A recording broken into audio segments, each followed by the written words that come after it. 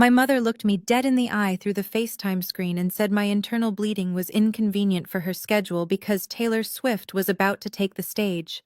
She and my sister had VIP tickets that I paid for. My brother-in-law Tyler laughed in the background and told me to stop being a drama queen.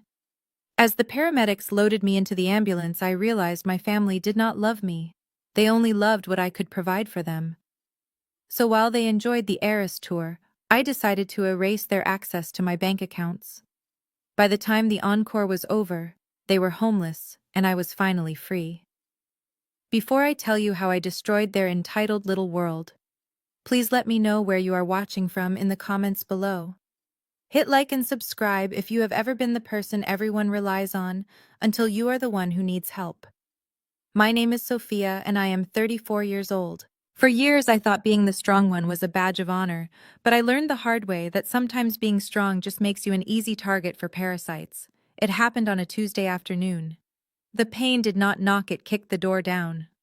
One minute I was standing at the head of the mahogany conference table, presenting the third quarter financial projections for my firm, and the next minute the world tilted on its axis.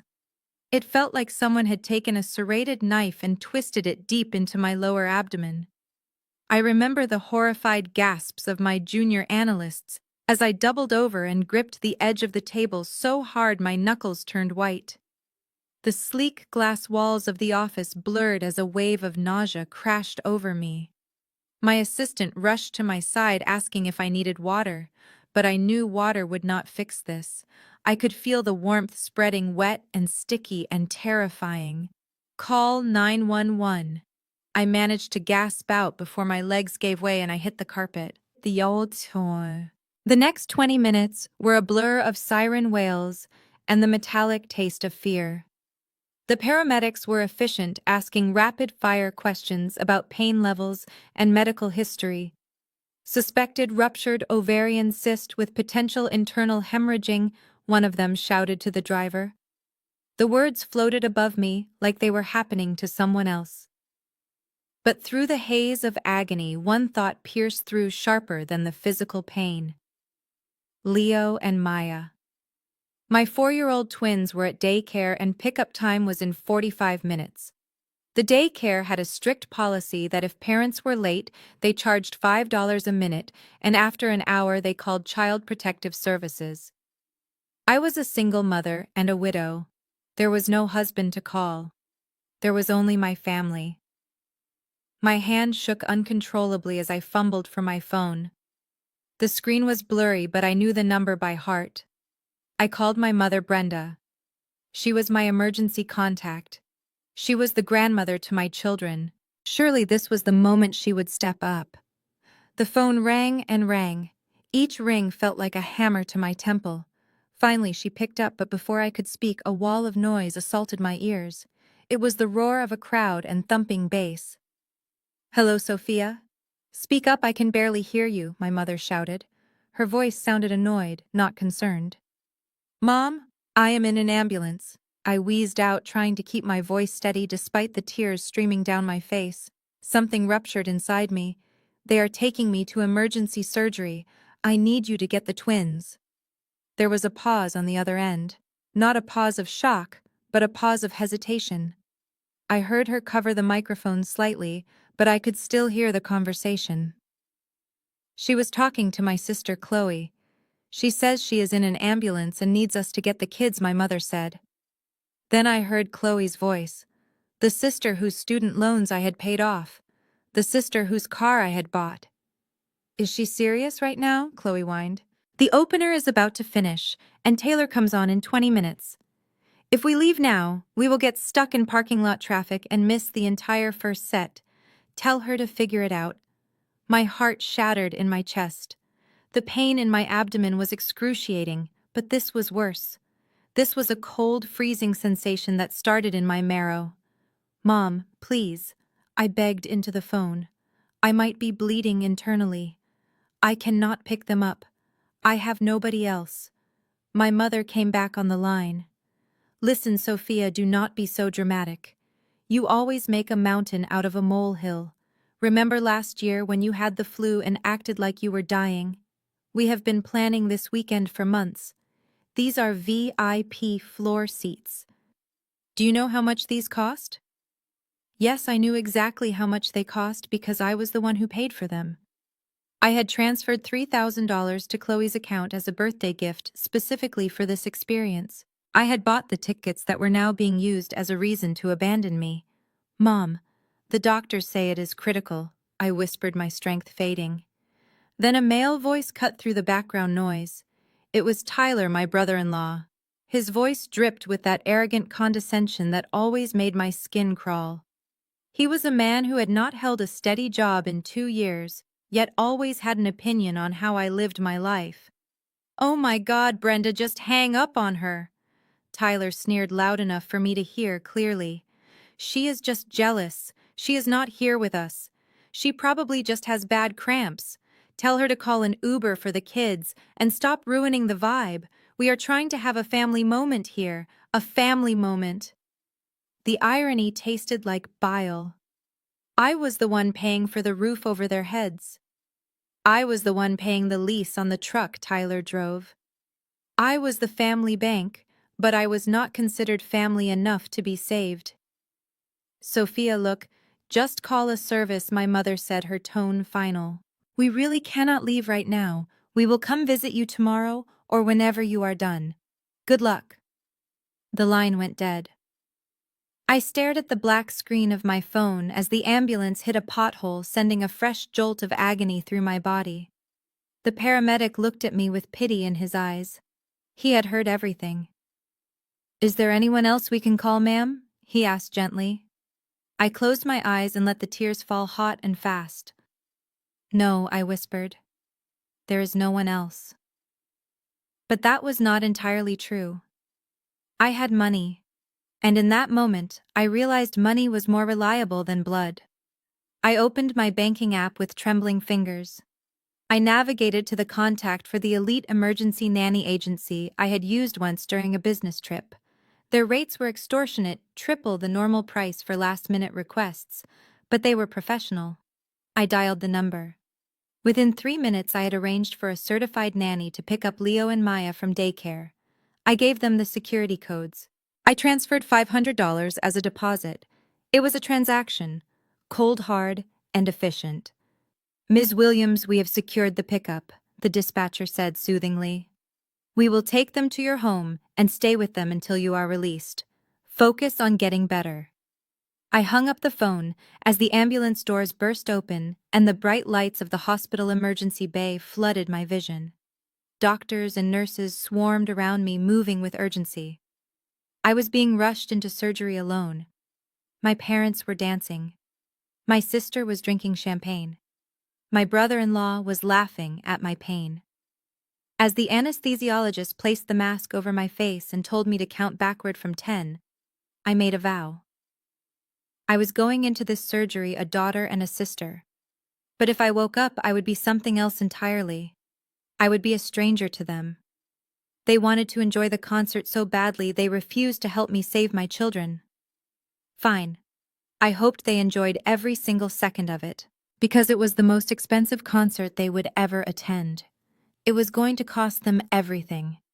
10, 9, 8. The darkness took me. And in the darkness, I began to plan. When I woke up, the first thing I would ask for was not water or pain medication. I would ask for my laptop.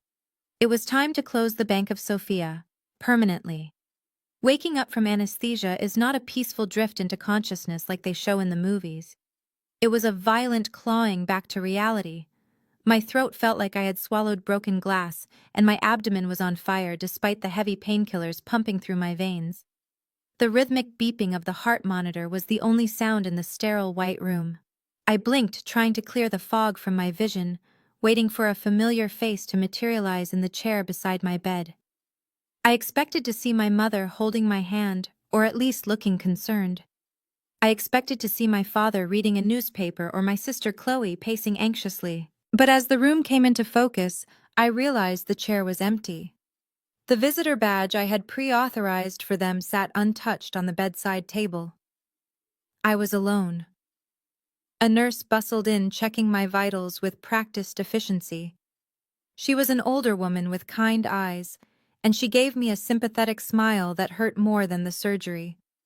She asked if there was anyone she should call to let them know I was out of surgery. She told me that usually family is waiting in the lobby, but the waiting room was empty. I felt a lump form in my throat that had nothing to do with the intubation tube. I shook my head weakly and lied.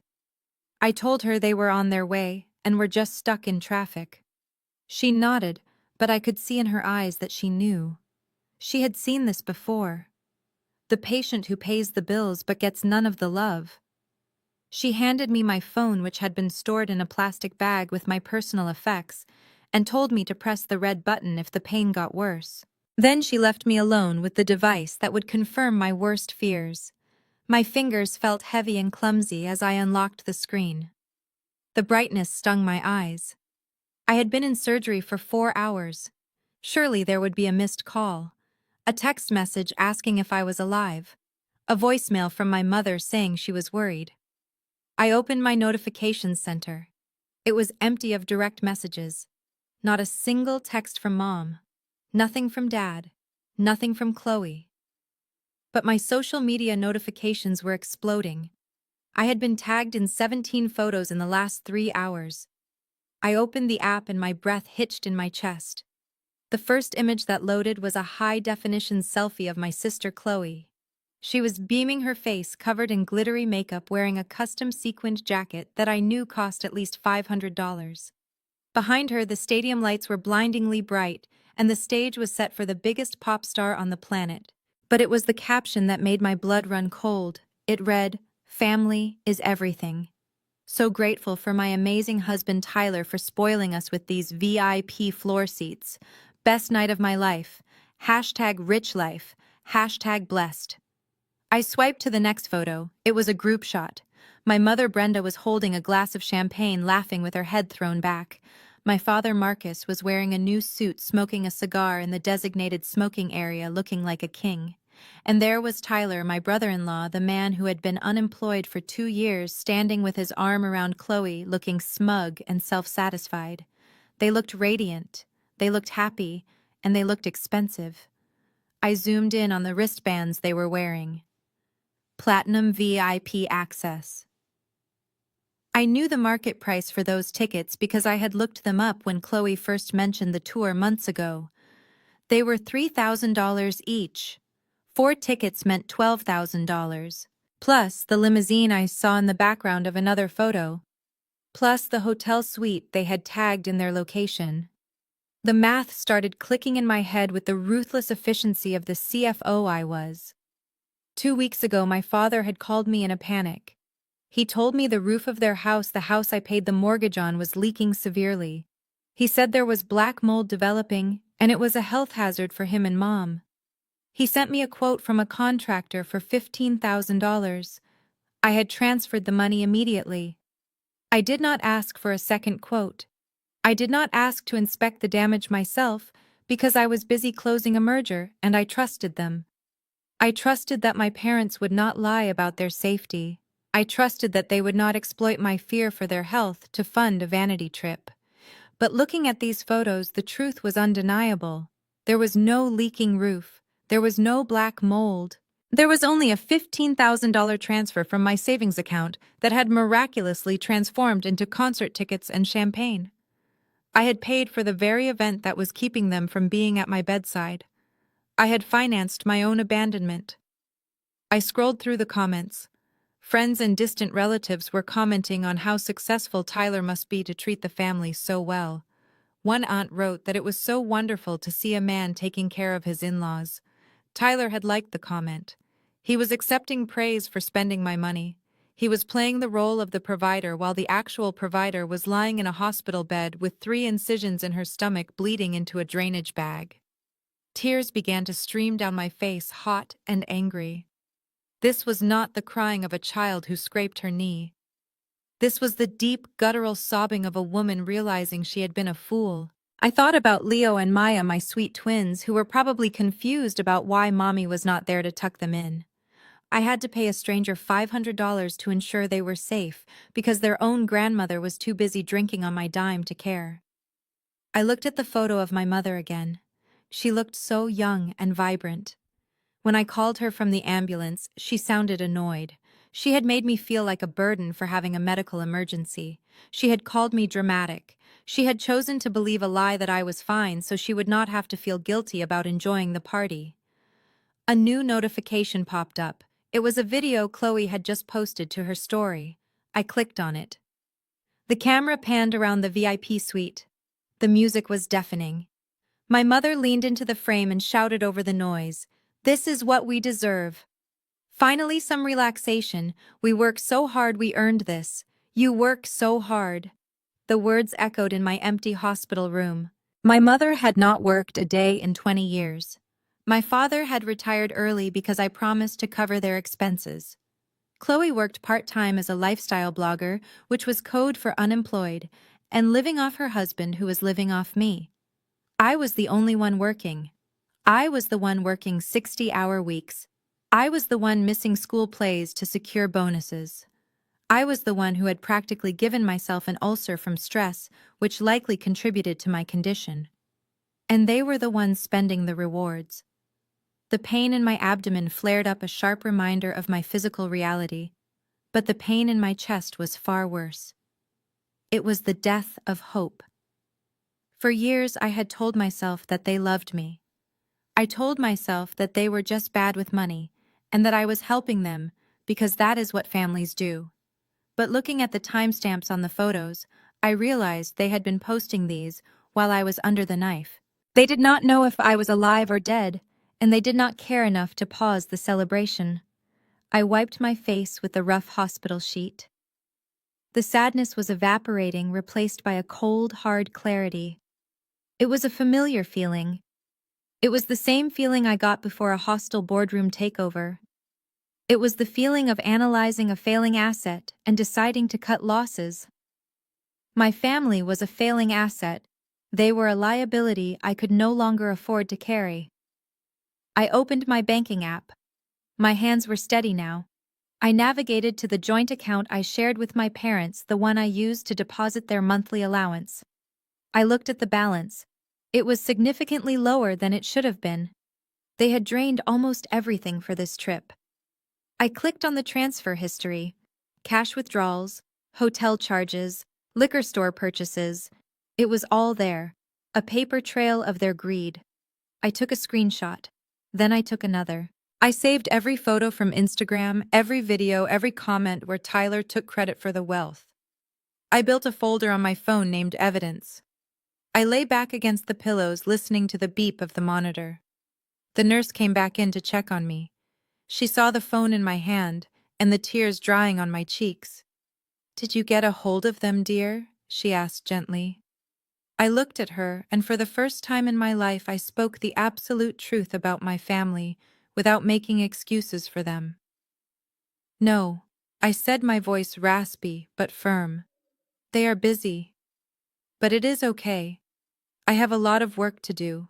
I did not mean work for my company. I meant the work of dismantling the life I had built for them. They wanted the rich life. They wanted to be VIPs. I hoped they enjoyed the view from those seats, because it was the last luxury they would ever experience on my dime. The ATM was officially out of order, and when the hangover hit them tomorrow morning, they would find that the Bank of Sofia had not just closed for the day. It had closed forever.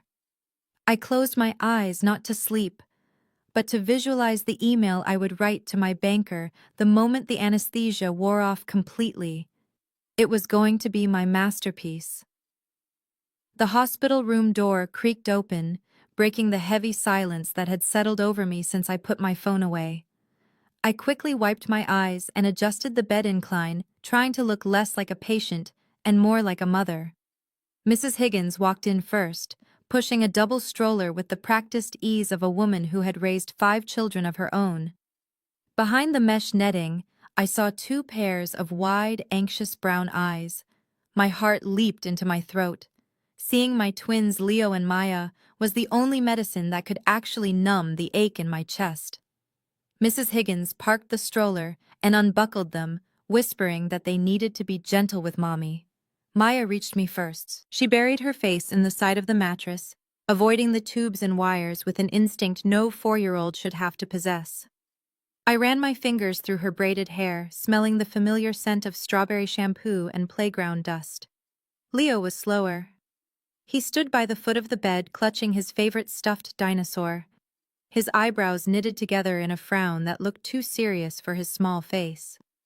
I waved him over and he climbed up carefully, sitting by my legs. Mrs. Higgins stood by the door, her hands clasped respectfully. She told me they had eaten dinner and finished their homework. She said they were angels, but I could tell by the shadows under her eyes that it had been a long night. I thanked her profusely, my voice trembling slightly. I told her I would transfer the payment immediately plus a bonus. She waved me off, saying we could discuss business later and that she would wait in the cafeteria to give us some privacy. As the door clicked shut behind her, the room felt smaller and more intimate. Leo looked at me, his fingers twisting the tail of his dinosaur. He took a deep breath the way he always did before asking a big question. "Mommy, why did Grandma not come? She promised she would pick us up." We waited by the big blue gate for a long time. "Ms. Jenny said you called a special nanny, but Grandma said she was coming. Did we do something bad?" The question hit me harder than the surgeon's scalpel. It sliced through every defense I had built up over the last few hours. I looked at my son, deeply hurt by the rejection of the one person who was supposed to adore him. I wanted to tell him the truth. I wanted to scream that his grandmother chose a concert over him. I wanted to tell him that she was selfish and cruel and that he deserved better. But I looked at his innocent face, and I knew I could not shatter his world just yet. I had to absorb the pain so he did not have to. I forced a smile onto my face, ignoring the pull of my stitches. "Oh, sweetie, no. You did nothing wrong. You and Maya are the best children in the whole world. Grandma is just very busy. She had to go on a sudden work trip. It was a big emergency for her job and she felt terrible that she could not come. She loves you both so much, but sometimes adults have to do boring work things." Maya lifted her head. "Is she working with Taylor Swift?" I saw Auntie Chloe post a picture on her phone. I froze. Of course. Even my 4-year-olds were not immune to the digital footprint of my family's betrayal. I swallowed the lump in my throat. "Yes, baby. She is working at the concert. It is a very big job." Leo seemed to accept this. He nodded slowly, the tension leaving his small shoulders. "Okay. I just thought she forgot us." "She would never forget you," I lied. The words tasted like ash in my mouth. I was protecting their image of her, but in doing so I was gaslighting myself. I was perpetuating the myth that we were a normal, loving family. But as I held my children, feeling their warmth and their unconditional love, I realized that I was the only one holding this myth together. Mrs. Higgins took them home an hour later, promising to bring them back the next day. The room felt colder once they left. I lay in the darkness, listening to the hospital sounds and waiting. I waited for 2 whole days. I waited through the post-operative checks. I waited through the transition to solid foods. I waited while the nurses looked at me with pity because my room was the only one without flowers or balloons. Finally, on the evening of the 3rd day, my phone rang. The screen flashed, "Mom." My pulse spiked, not with excitement, but with a sickening dread. I took a deep breath and answered, putting the phone on speaker. "Sophia, are you home yet?" Her voice was loud and raspy, the distinct sound of someone who had spent the weekend screaming and drinking. "No, Mom, I am still in the hospital. I had surgery, remember." There was a huff of breath on the other end. "Well, you do not have to sound so hostile. We just got back. The traffic was a nightmare. I am exhausted. My feet are killing me from those heels. You have no idea how hard it is to stand for 4 hours." I stared at the ceiling, counting the cracks in the tiles.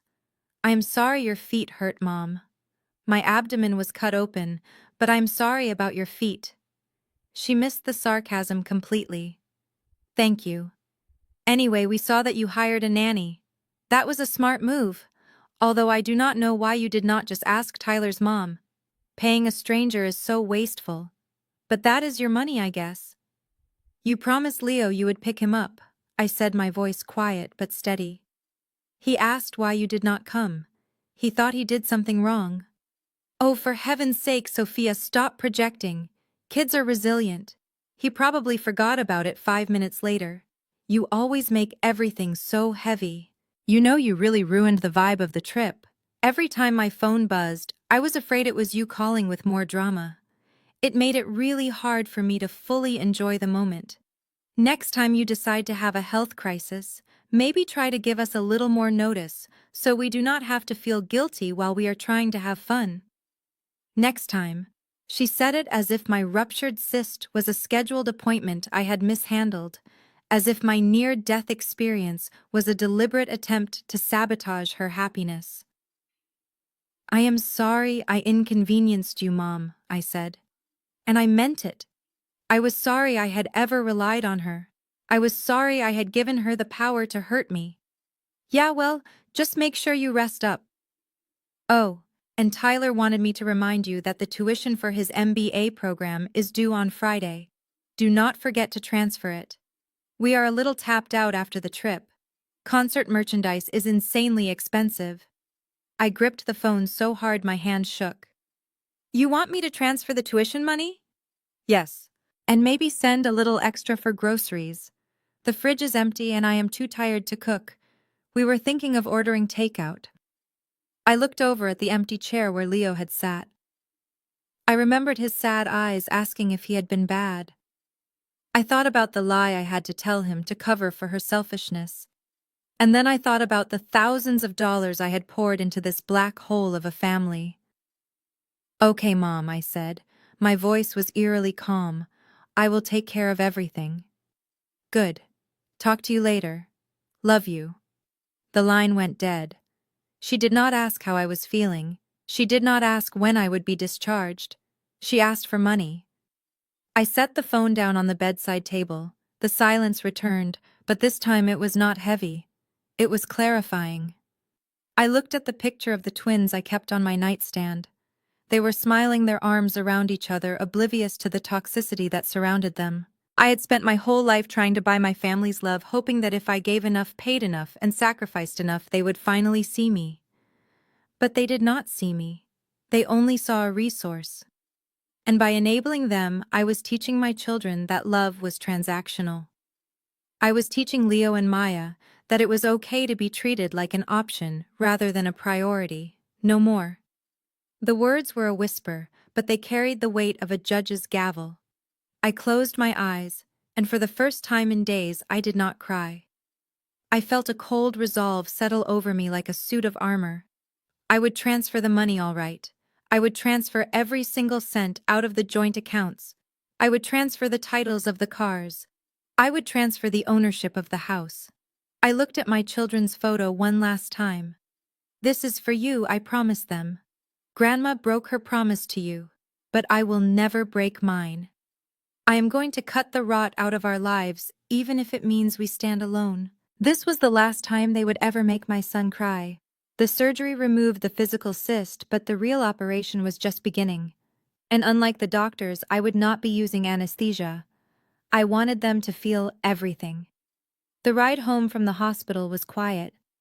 I sat in the back of the hired town car, watching the city skyline fade into the rearview mirror. My abdomen throbbed with every bump in the road, but for the first time in years, my mind was clear.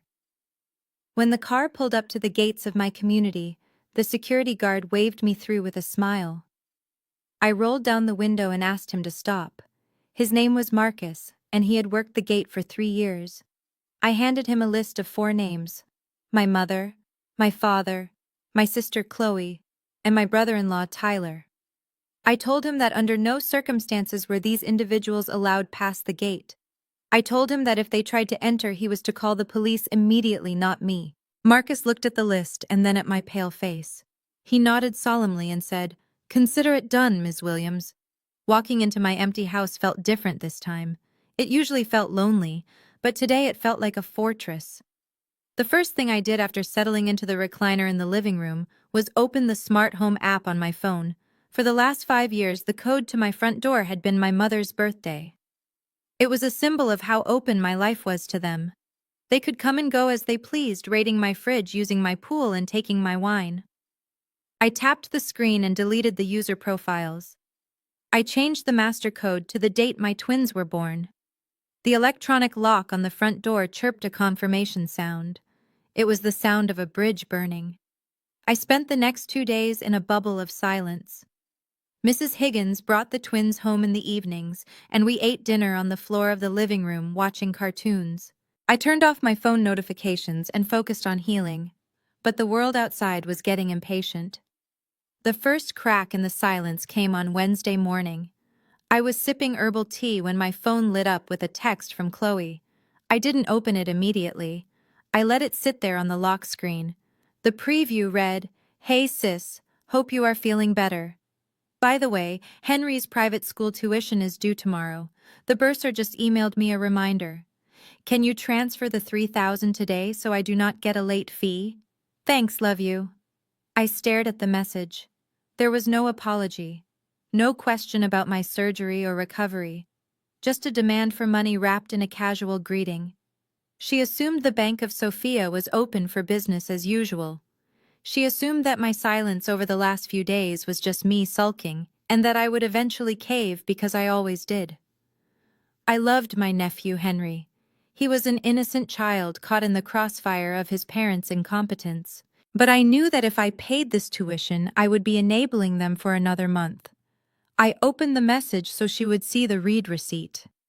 I watched the 3 little dots appear as she started typing again, probably expecting a confirmation.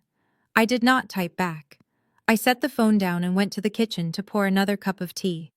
10 minutes later, the phone rang. It was Tyler. Of course it was Tyler.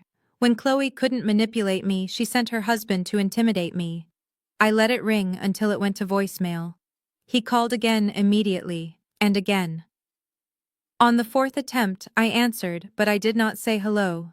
I just listened. "Sophia, what is your problem?" Tyler's voice boomed through the speaker. He sounded out of breath like he was pacing. "Chloe is crying because you are ignoring her. Do you know how stressful it is for her to worry about Henry's school on top of everything else? You are being incredibly immature." I took a slow sip of tea.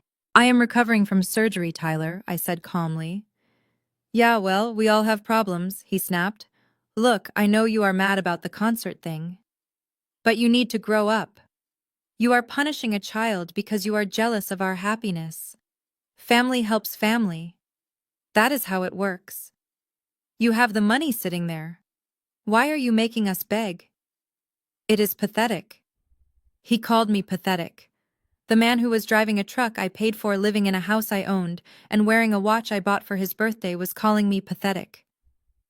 "I am not making you beg, Tyler," I said, my voice ice cold.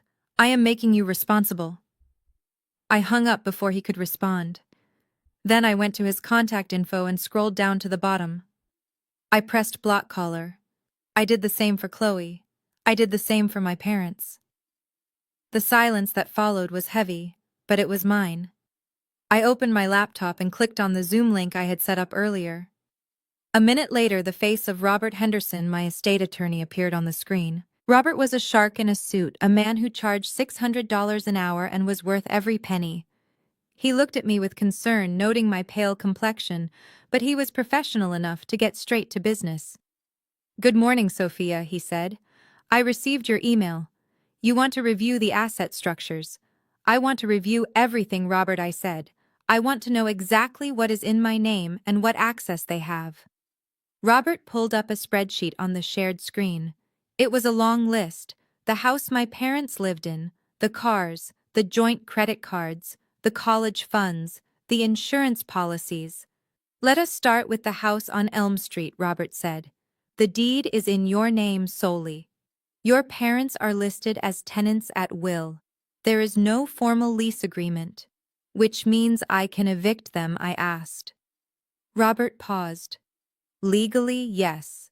But given they are your parents and have lived there for 10 years, it could be messy. Usually we would give a 30-day notice to vacate." "Draft it," I said without hesitation. Robert raised an eyebrow but typed a note. Okay, next are the credit cards. You have 3 platinum accounts with 4 authorized users: your mother, your father, your sister, and your brother-in-law. The current outstanding balance across all cards is $42,000. I felt a sharp pain in my stomach. 42,000. That was mostly from the last month. The concert tickets, the hotel, the shopping spree. Cancel them, I said. Close the accounts entirely. I will pay off the balance to preserve my credit score, but I want the cards deactivated today. Done, Robert said. Now about the trust fund for your nephew Henry. You are the sole trustee. Freeze it, I said. I will not have my money used to buy designer clothes for Chloe while she claims it is for Henry. I will set up a direct payment to the school if and when I decide to, but for now, cut off the access. We went down the list item by item. Every click of Robert's mouse was a severance of a cord that had been strangling me for years. We stripped away the supplementary cards. We revoked the power of attorney I had given my father in case of emergency. We removed them as beneficiaries on my life insurance policy and replaced them with a trust for Leo and Maya. By the end of the hour, I was exhausted, but I felt lighter. I had just dismantled the financial ecosystem that sustained my family's lifestyle. I knew the fallout would be nuclear. I knew that when those cards got declined and when that eviction notice arrived, they would come for me with pitchforks. But looking at the empty Zoom screen after Robert signed off, I realized something important. They could not hurt me anymore. They had already done the worst thing possible by abandoning me. Everything that happened next was just consequences. I closed my laptop and looked out the window. A delivery truck was pulling up to the neighbor's house. Life was going on. I picked up my phone and saw a notification from the bank app. Credit card ending in 4589 reported lost or stolen. Account closed. It was done. The first domino had fallen. Now I just had to sit back and wait for the crash. The first notification arrived at exactly 2 in the afternoon on a Tuesday. I was sitting in my home office reviewing quarterly reports for a client, but my eyes kept drifting to the second monitor where I had my personal banking dashboard open. It was a strange feeling waiting for a disaster you had personally engineered. It felt like watching a storm front roll in, knowing you were the one who summoned the clouds. The notification was a simple red banner that popped up on the screen. Transaction declined. Merchant Serenity Day Spa. Amount $560. I leaned back in my chair and took a slow sip of coffee. I knew exactly where my mother was. Every Tuesday she went to Serenity with her group of friends, whom she called the Golden Ladies. They were a circle of retired or semi-retired women who spent their afternoons gossiping about their children and comparing handbags. For years my mother had been the queen bee of this group, not because she had her own wealth, but because she had access to mine. She would treat them to treatments, or buy the round of mimosas afterward, always waving my platinum card with a casual air of abundance. Today, she had gone in for the deluxe package: a hot stone massage, a facial, and a pedicure. She had likely spent the last 3 hours bragging about the VIP concert experience and how her successful daughter was taking care of everything. I closed my eyes and visualized the scene. I could almost smell the lavender and eucalyptus of the spa lobby. My mother would be standing at the marble front desk, glowing from the expensive creams they had just slathered on her face. Her friends, Mrs. Jenkins and Mrs. Davis, would be standing behind her, chatting happily. The receptionist, a young girl named Sarah, who knew my mother by name, would present the bill on a small silver tray. My mother would not even look at the total. She would just reach into her designer purse, the one I bought her for Christmas, and pull out the heavy metal card. She would hand it over with a smile that said, "I am important." Sarah would slide the card into the chip reader. They would wait in silence for a moment. Then the machine would beep. Not the happy chirp of approval, but the low buzzing drone of rejection. I imagined my mother's laugh, a nervous little titter. "Oh, these machines are so sensitive," she would say. "Try it again, dear. Maybe the chip is dirty. She would rub the card on her silk blouse and hand it back. Sarah would try again. Processing, processing. Declined. The silence in the lobby would be deafening. Mrs. Jenkins would stop talking. Mrs. Davis would look at her shoes. The illusion of the wealthy matriarch would begin to crack right there under the soft ambient lighting. My phone started buzzing on the desk. Mom. I watched it vibrate. She called once. She called twice. She called 3 times in rapid succession. She was panicking. She was not worried about the money, she was worried about her image. She was standing there with $500 worth of services on her skin and no way to pay for them.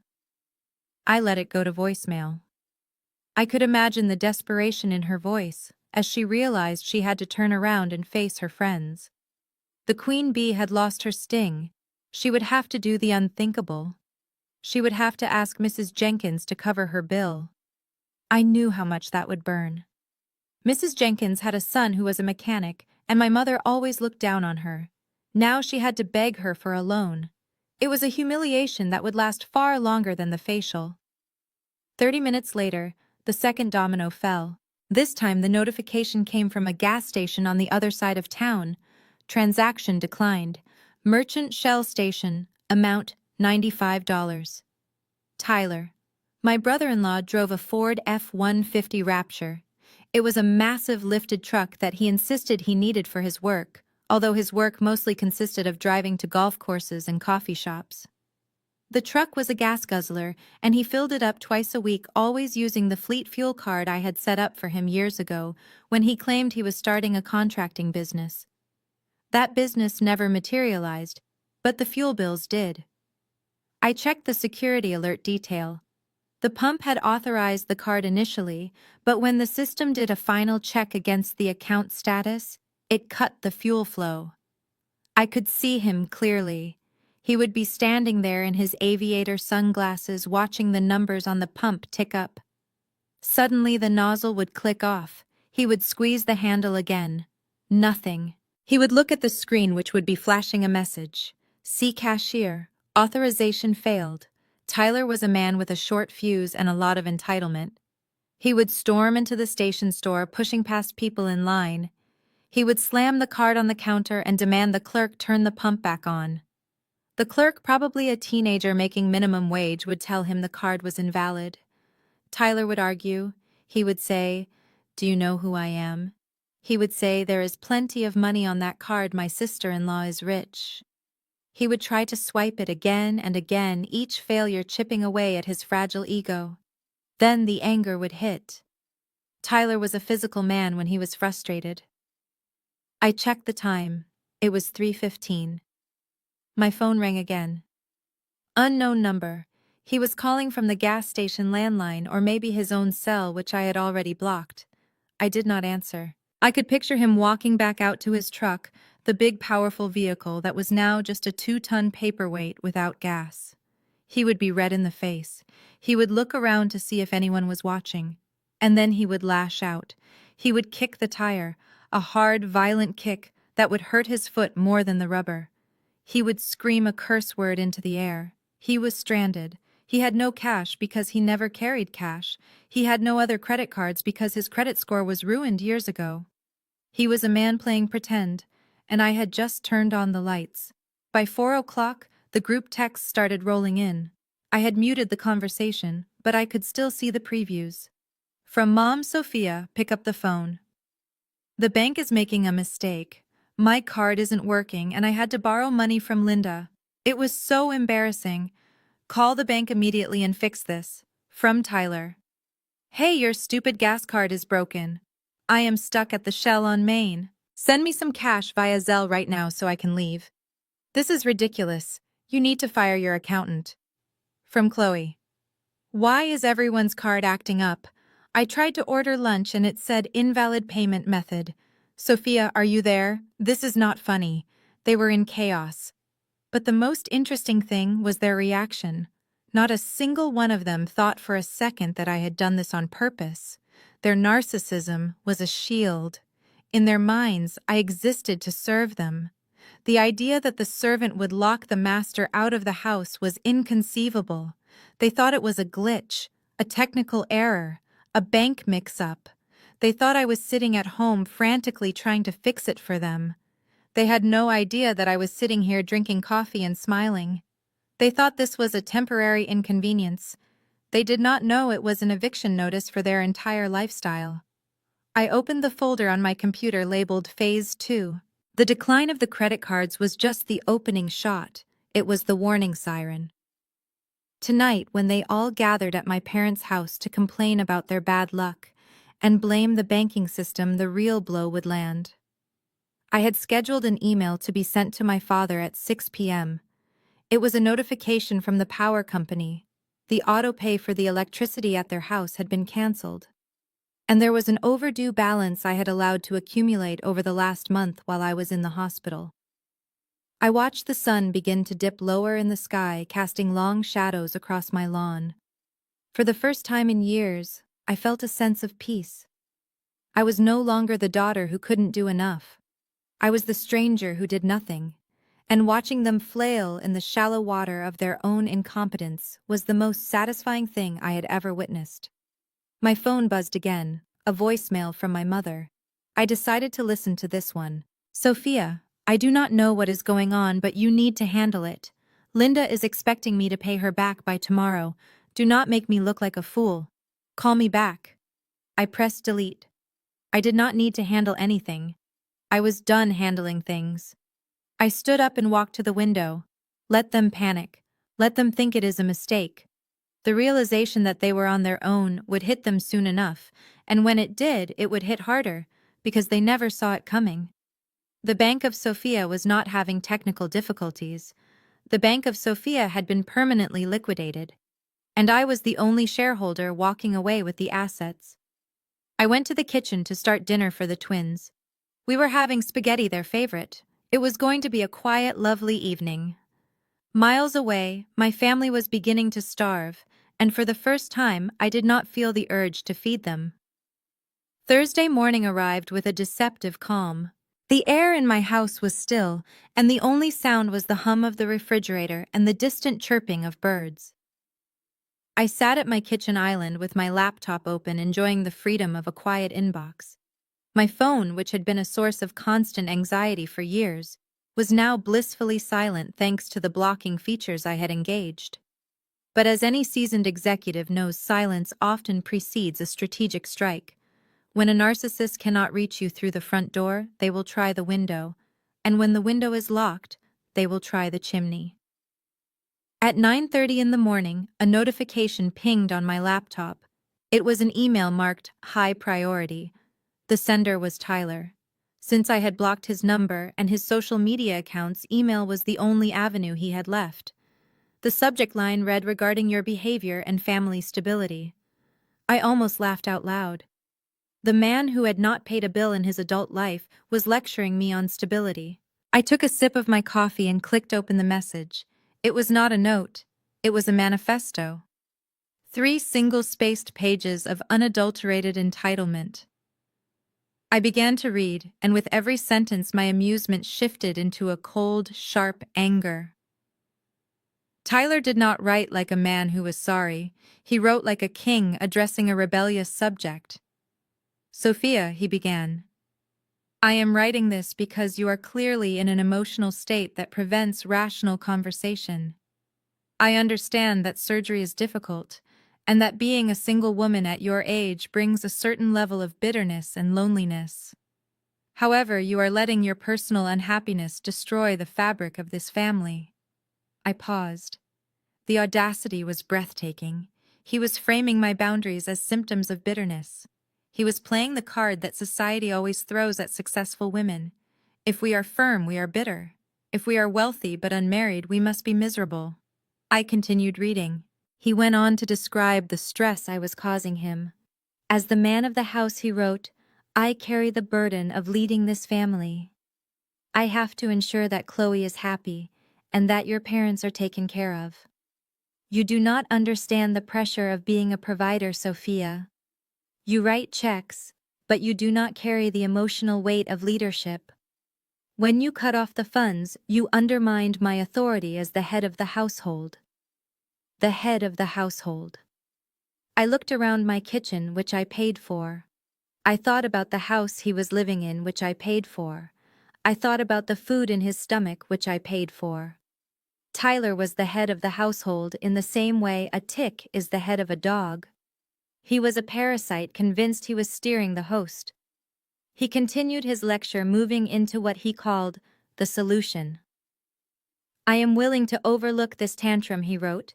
I know you crave connection, and we are willing to give that to you. But you need to understand your role. You have money, but you do not have a life. We have a life. We have love. We have joy. If you want to be part of that, you need to apologize to your mother for humiliating her at the spa.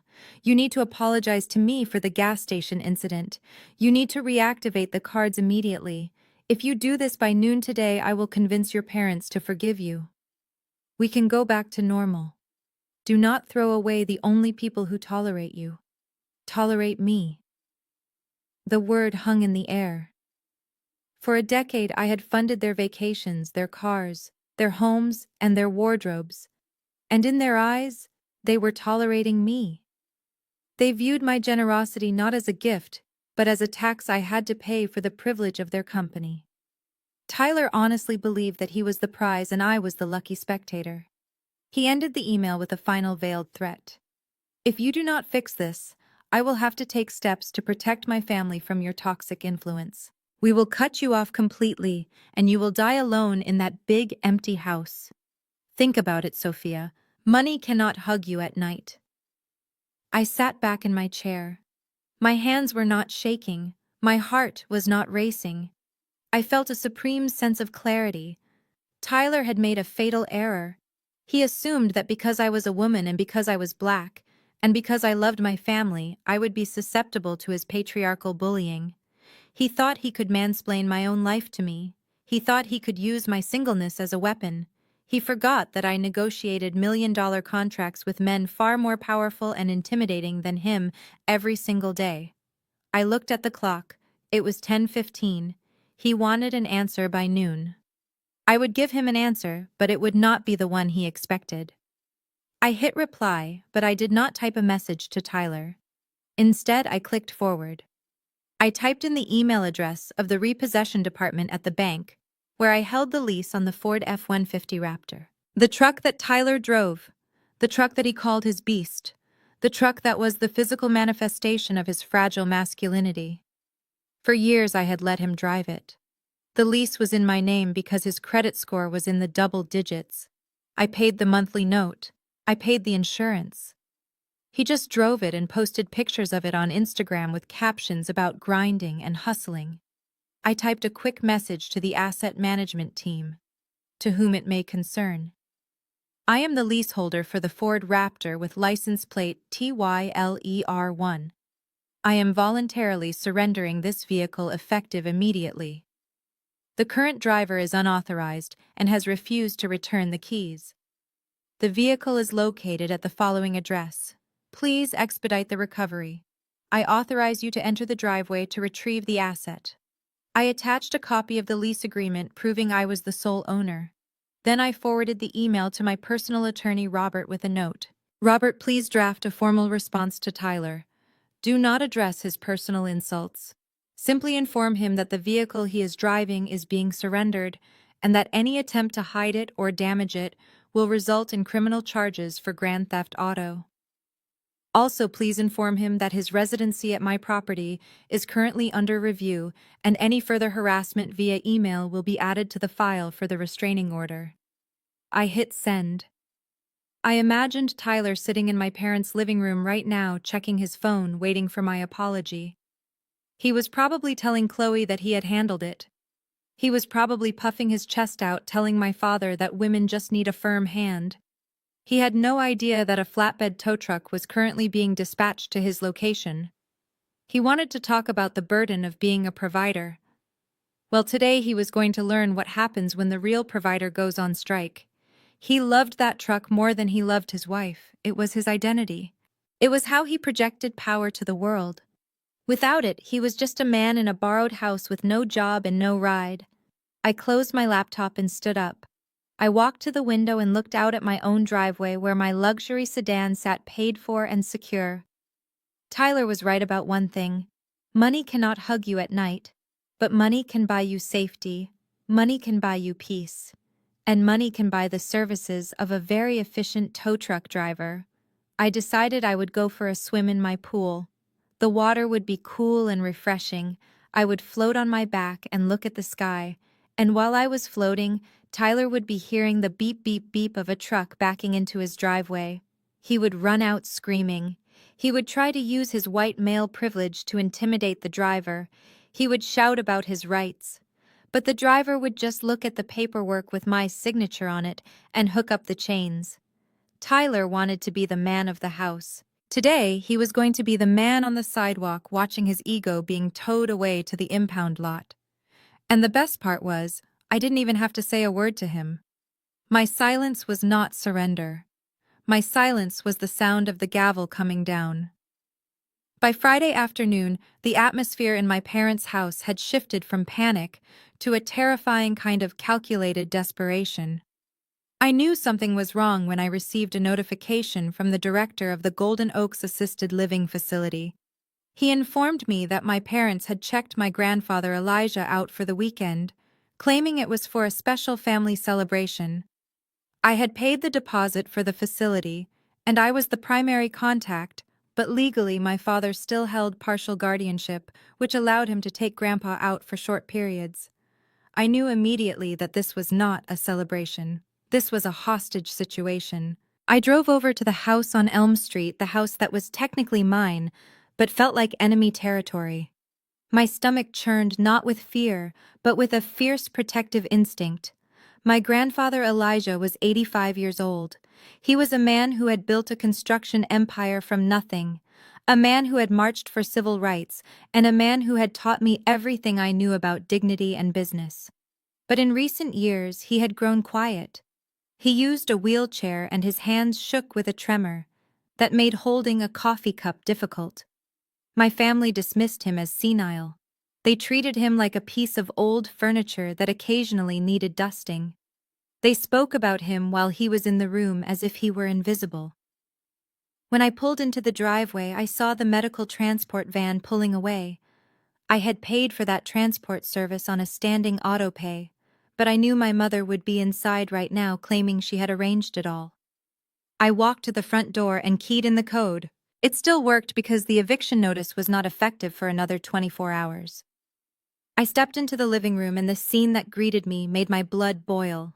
Grandpa Elijah was seated in his wheelchair in the center of the room. He looked small in his oversized cardigan, his head bowed low, his chin resting on his chest. He looked frail and confused. Surrounding him were the vultures.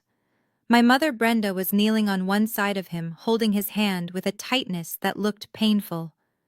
My father Marcus was pacing behind him, nervously checking the window. And there was Tyler, sitting on the coffee table, right in front of Grandpa, holding a thick stack of legal documents and a pen. "Sophia, what are you doing here?" my mother snapped as soon as she saw me. "We are having a private family moment with Grandpa. You are not wanted here." I ignored her and walked straight to my grandfather. "Hi, Grandpa," I said softly, crouching down to his eye level. "I just wanted to make sure you are okay." He did not look up. His eyes seemed unfocused, staring at a spot on the carpet. He let out a low grumble, and his hand twitched. "See," Tyler said with a sneer. "He does not even know who you are. He is terrified of you, Sophia. We told him what you did. We told him how you cut off the family and threatened to kick his son out on the street." I looked at Tyler. "You told him I am kicking them out. Did you mention that I bought this house to save them from foreclosure 10 years ago?" Tyler waved his hand dismissively. "Details do not matter to a man with dementia. All he knows is that his granddaughter has lost her mind. That is why we are here. To fix things. To protect him and the family assets from your instability." I stood up and crossed my arms. "What assets, Tyler? Grandpa retired 15 years ago." Tyler smirked, the arrogant confidence of a man who thinks he has found a loophole. "The trust fund, Sophia. We know about the family trust. Dad told me that Elijah never actually signed over the final control of the primary estate. He just let you manage it. But if he signs this new power of attorney today, I become the executor. I can override your decisions. I can unfreeze the accounts. I can kick you out of the decision-making process entirely. I looked at the papers in his hand. They were standard legal forms, probably downloaded from the internet. They were messy and desperate. They were trying to trick an 85-year-old man into signing away control of an empire they did not understand. Grandpa? My father whispered, leaning down into the old man's ear. Dad, listen to me. Sophia is sick. She is having a breakdown. She is stealing your money, Dad. She is going to put you in a state home. You have to sign this so Tyler and I can protect you. We will take care of you. Just make your mark on the line. My mother joined in, her voice dripping with fake sweetness. Do it for the family, Daddy. Do it so we can keep the house. Sophia is dangerous right now. We love you so much. Just sign the paper. I watched Grandpa. He looked so helpless. His head bobbed up and down, slowly mimicking the nod of a compliant child. His mouth hung open slightly. To anyone else, he looked like a man whose mind had completely vacated the premises. Tyler uncapped the pen and forced it into Grandpa's trembling hand. He guided the hand toward the signature line. Right here, Pops Tyler said loudly, as if Grandpa was deaf. Just an X is fine. We have witnesses. Chloe is recording it. I looked over and saw Chloe in the corner holding her phone up, filming the entire thing. They were building their case. They wanted proof that Elijah freely signed over his rights to save his family from his evil granddaughter. I felt a surge of panic. If he signed that, it would cause a legal nightmare. Even if I could prove later that he was incompetent, it would tie up the assets in court for months. It would stop the eviction. It would give them the lifeline they desperately needed. Stop, I said, stepping forward. He does not know what he is signing. This is elder abuse. Shut up, Sophia, Tyler barked. He knows exactly what he is doing. He is choosing us. He is choosing family over money. I looked at Grandpa again. He was holding the pen, hovering over the paper. His hand was shaking violently. My father was practically drooling with anticipation. My mother was holding her breath. Then suddenly Grandpa stopped shaking. For a split second his hand became rock steady. He lifted his head just an inch. He did not look at Tyler. He did not look at my parents. He looked past Tyler's shoulder directly at me. And then he winked. It was not a twitch. It was not a spasm. It was a deliberate, sharp, slow wink of his left eye. A signal. A memory flashed through my mind. I was 7 years old, sitting in Grandpa's office while he negotiated a deal with a difficult contractor. The contractor was shouting, trying to intimidate him. Grandpa had looked at me and winked, just before he calmly destroyed the man's arguments with a single clause in the contract. The wink meant play along. The wink meant I am 5 steps ahead of them. The wink meant the lion is just pretending to be asleep. I felt a rush of relief so intense it nearly made my knees buckle. He was not senile. He was not confused. He was putting on the performance of a lifetime. I masked my expression instantly. I stepped back and let out a defeated sigh. Fine, I said, my voice trembling with fake resignation. If that is what he wants?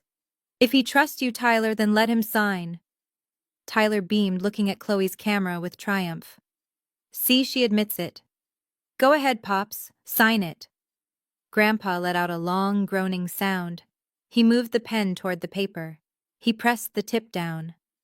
My parents leaned in, their eyes wide with greed. But instead of signing his name, Grandpa suddenly jerked his hand. The pen skidded across the paper, tearing through the page and drawing a long, jagged line off the edge and onto Tyler's expensive beige trousers. Oops, Tyler yelled, jumping back as the ink stained his pants. Grandpa dropped the pen. He let his head fall back onto his chest and started muttering nonsense words. Bibble, babble, blue. No soup today. No soup. My mother looked horrified.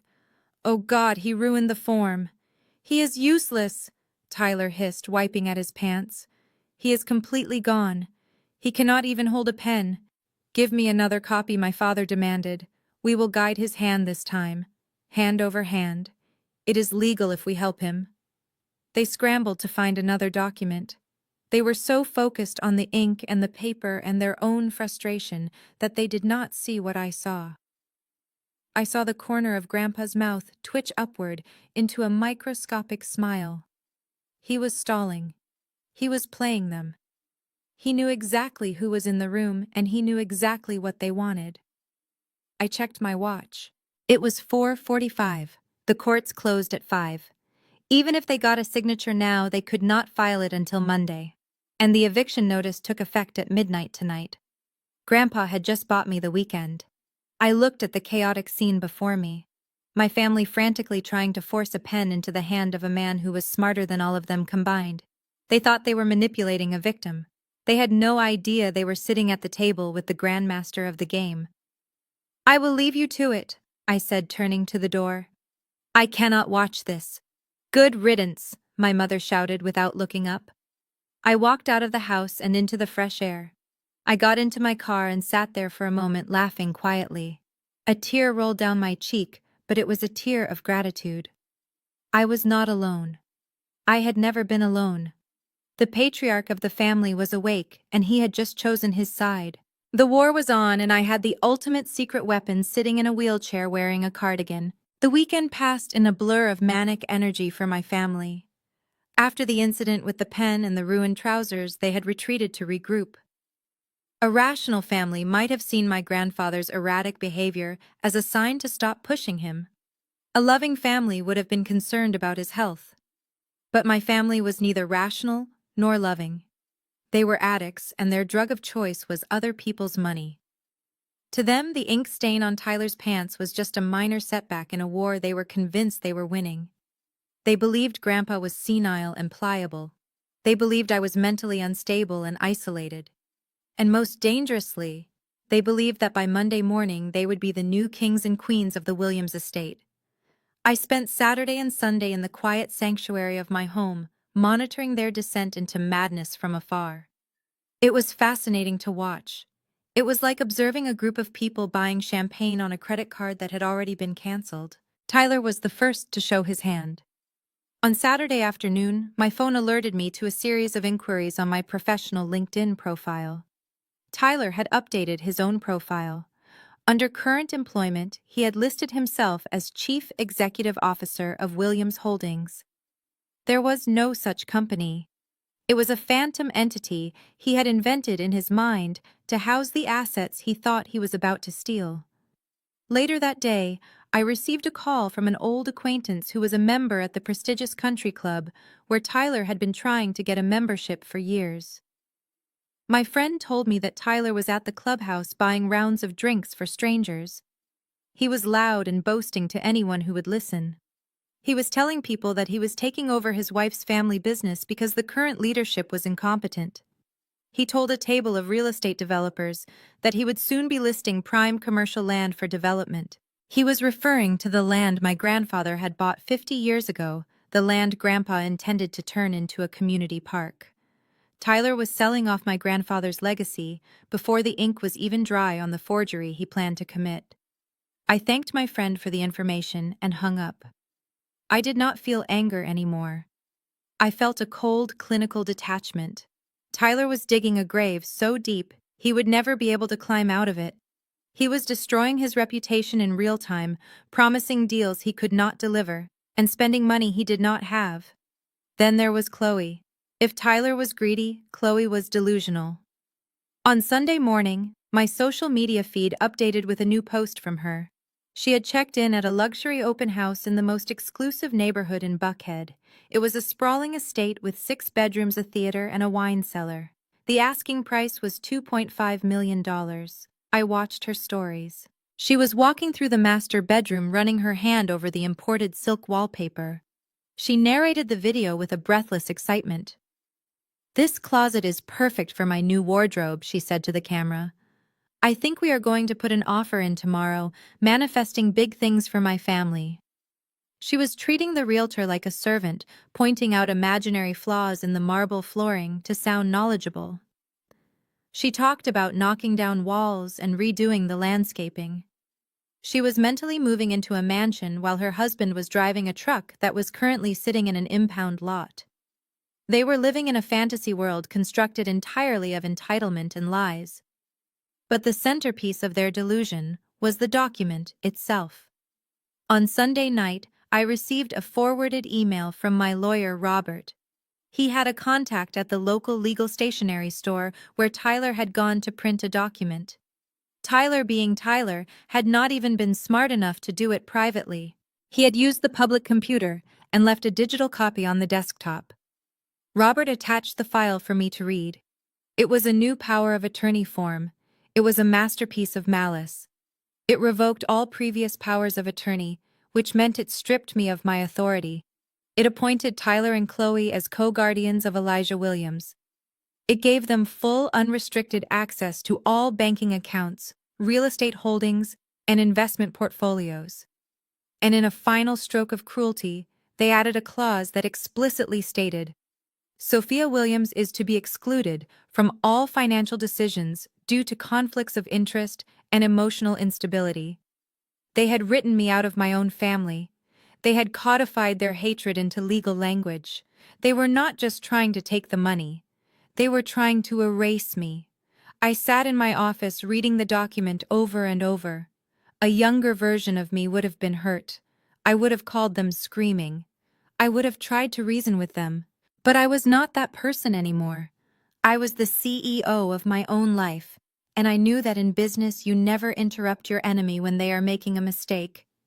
I called Robert. Let them do it, I said into the phone. Robert hesitated. Sophia, are you sure? If they get Elijah to sign this, it will be a headache to unravel. We will have to prove fraud. I am sure, I said.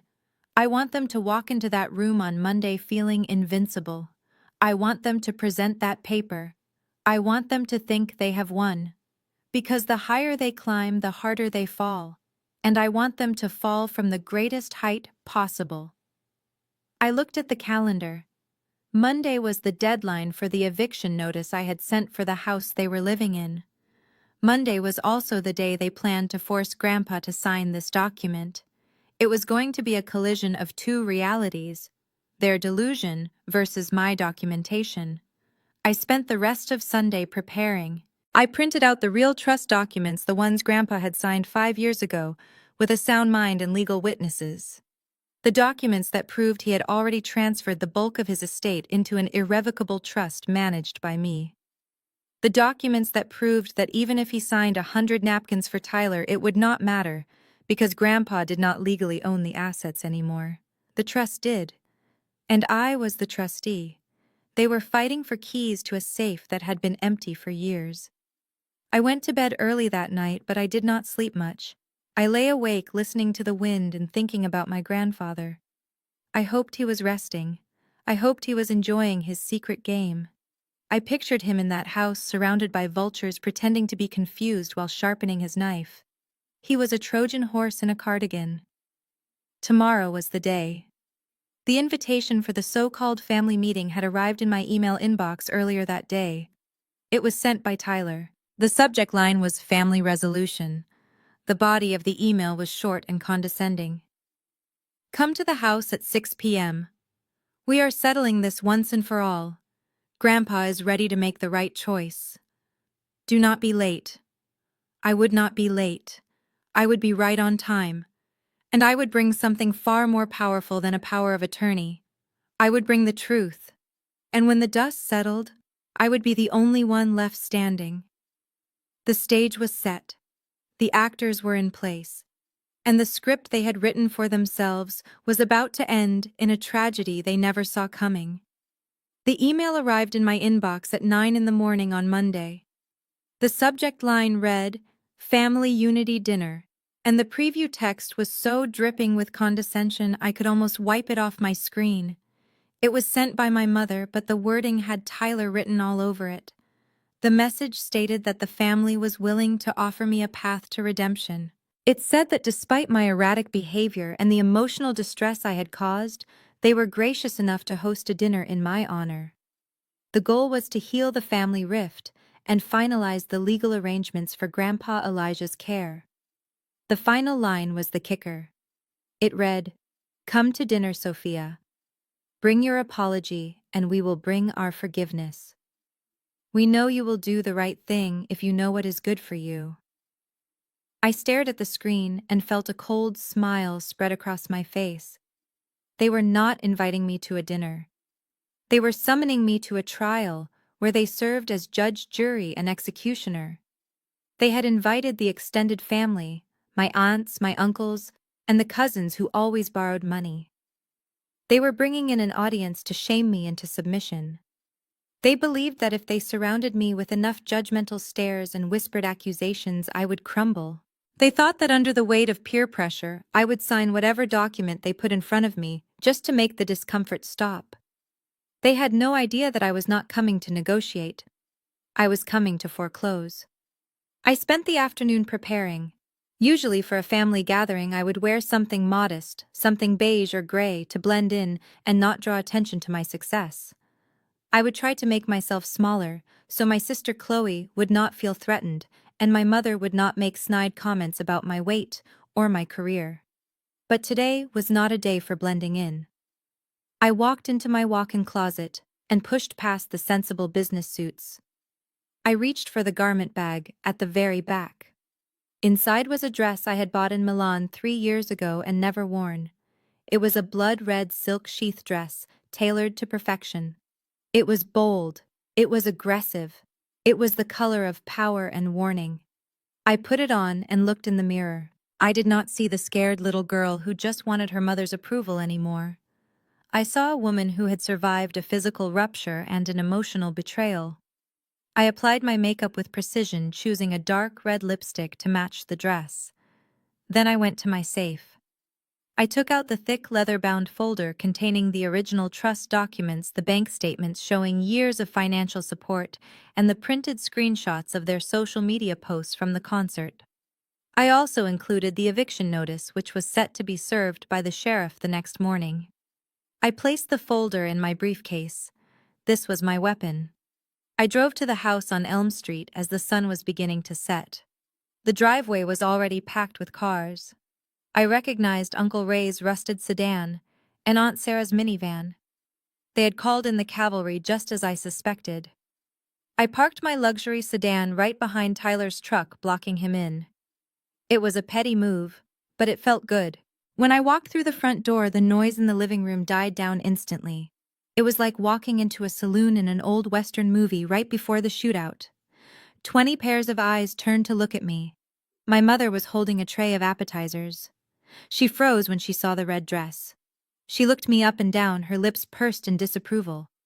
"Well," she said loudly, breaking the silence, "you certainly dressed up. We are just having a family potluck, Sophia, not a gala. But I suppose you always have to be the center of attention." I walked into the room, my heels clicking on the hardwood floor. I did not apologize. I did not lower my head. "Hello, Mother," I said, my voice projecting clearly to the back of the room. I thought this was a special occasion. We are settling the family business, are we not? Aunt Sarah stepped forward. She was a woman who lived for gossip and church bingo. She looked at me with a mixture of pity and judgment. "Sophia, honey, we have been praying for you. Your mother told us about your breakdown. It is nothing to be ashamed of.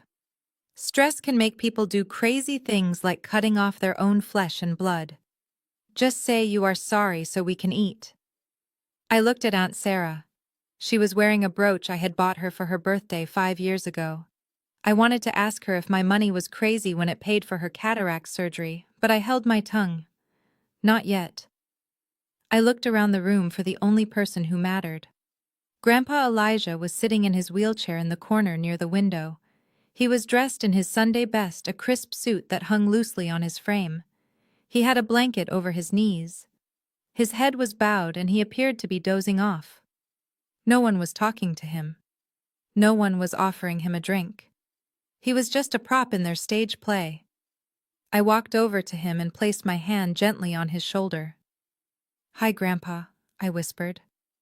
He did not look up, but I felt a slight pressure as he leaned into my hand. It was enough. He was ready. Tyler emerged from the kitchen holding a bottle of wine. He was wearing a suit that was a little too tight, trying to look the part of the patriarch. He saw me and smirked. "Glad you could make it, Sophia. We were just telling everyone how excited we are to have you back on the team. Once we get the paperwork sorted tonight, we can put all this unpleasantness behind us." He gestured to the dining room. The table was set with the good china, my china actually. They had arranged the seating carefully. Tyler sat at the head of the table, the seat that Grandpa used to occupy.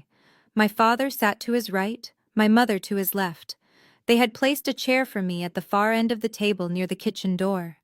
It was the children's seat. It was a visual demotion. I walked to the chair and sat down, placing my heavy briefcase on the floor beside me. The rest of the family filed in, filling the room with the sounds of scraping chairs and nervous chatter. The air was thick with tension. They were all looking at me, waiting for the show to begin. They wanted tears, they wanted begging, they wanted the broken version of Sophia. My mother tapped her glass with a spoon. "Attention, everyone," she said, beaming a fake smile. "Before we eat, I just want to say how blessed we are to have the whole family together. We have had a difficult week. There have been some misunderstandings, some hurtful actions." She looked pointedly at me. "But we are a forgiving family. We are here to help Sophia make things right." She turned to Tyler. "Tyler, darling, why don't you lead us in grace?" Tyler stood up. He buttoned his jacket and looked around the room, puffing out his chest. He loved this. He loved the attention. He loved the idea that he, a man who had failed at every business venture he ever attempted, was now presiding over a family fortune. "Lord, we thank you for this food," Tyler began, his voice booming. "And we thank you for bringing Sophia back to us. We ask that you soften her heart. Help her to release her anger and her greed. Help her to understand that family is about sharing, not hoarding. We ask that you guide her hand as she signs the documents tonight, giving us the power to protect this family's legacy. Amen."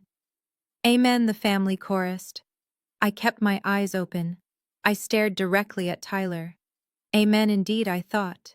Dinner was served. It was roast chicken and vegetables. My mother had made my favorite stuffing, a clear attempt at manipulation. "See, we cooked for you. See how much we love you." As we ate, the attacks began. It started subtly. Uncle Ray leaned over. "So, Sophia, I hear you tried to cancel your parents' credit cards. That is a dangerous game to play with the elderly. What if they had an emergency?" I cut a piece of chicken. "If they had an emergency, they could call 911, Uncle Ray. The credit cards were for luxury goods. I hardly think a lack of designer handbags constitutes a medical crisis." Chloe chimed in from across the table. She was picking at her food, looking at me with wide, innocent eyes. "It is not just the cards, Sophia. It is the principle. You have so much. You live in that big house all alone. Why are you so obsessed with controlling everything? Tyler just wants to help take the burden off you. You look tired. You look old. Maybe you should take a sabbatical and let the men handle the finances." The men. I looked at my father, who was staring at his plate, refusing to meet my eyes.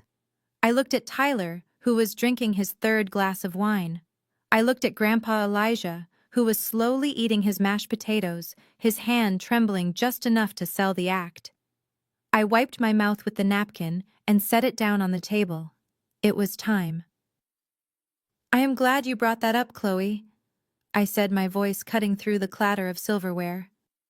"I am tired. I am tired of carrying people who have two perfectly good legs but refuse to walk. I am tired of being the bank for a family that treats me like a teller." The room went silent. My mother gasped. "Sophia, do not start a scene. We have guests." "I am not starting a scene, Mother," I said, reaching down and lifting my briefcase onto the table. "I am finishing one. You invited me here to sign a document. You want me to sign over control of Grandpa's estate to Tyler. You want me to apologize for cutting off your funds. You want to humiliate me in front of the family so I will fall back in line." I opened the briefcase. The click of the latches sounded like gunshots in the quiet room. "But there is something you need to know before we proceed." I continued, pulling out the thick stack of papers. "You are laboring under a delusion. You think you are sitting in a house you own. You think you are spending money that belongs to Grandpa. And you think that because I am a woman, and because I am your daughter, I will let you steal it. I stood up. The red dress caught the light. I felt 10 feet tall. Tyler stood up too, his face flushing red. Sit down, Sophia. You are embarrassing yourself. Just give me the papers. I looked at him. I looked at the aunts and uncles who were now watching with open mouths. And then I looked at Grandpa. Grandpa, I said softly, are you done with your potatoes? Grandpa Elijah stopped eating. He slowly placed his fork on the plate. He took a sip of water, and then he lifted his head. The vacancy in his eyes vanished. The tremor in his hands disappeared. He sat up straight, his spine aligning with the dignity of a king. He looked at Tyler with a gaze so sharp it could cut glass. I am done, Sophia, he said, his voice strong and clear, ringing out in the silent room. I think it is time for dessert. My mother dropped her fork. My father turned pale. Tyler looked like he had seen a ghost. I smiled. The trap was sprung. The dinner was over. The trial was about to begin.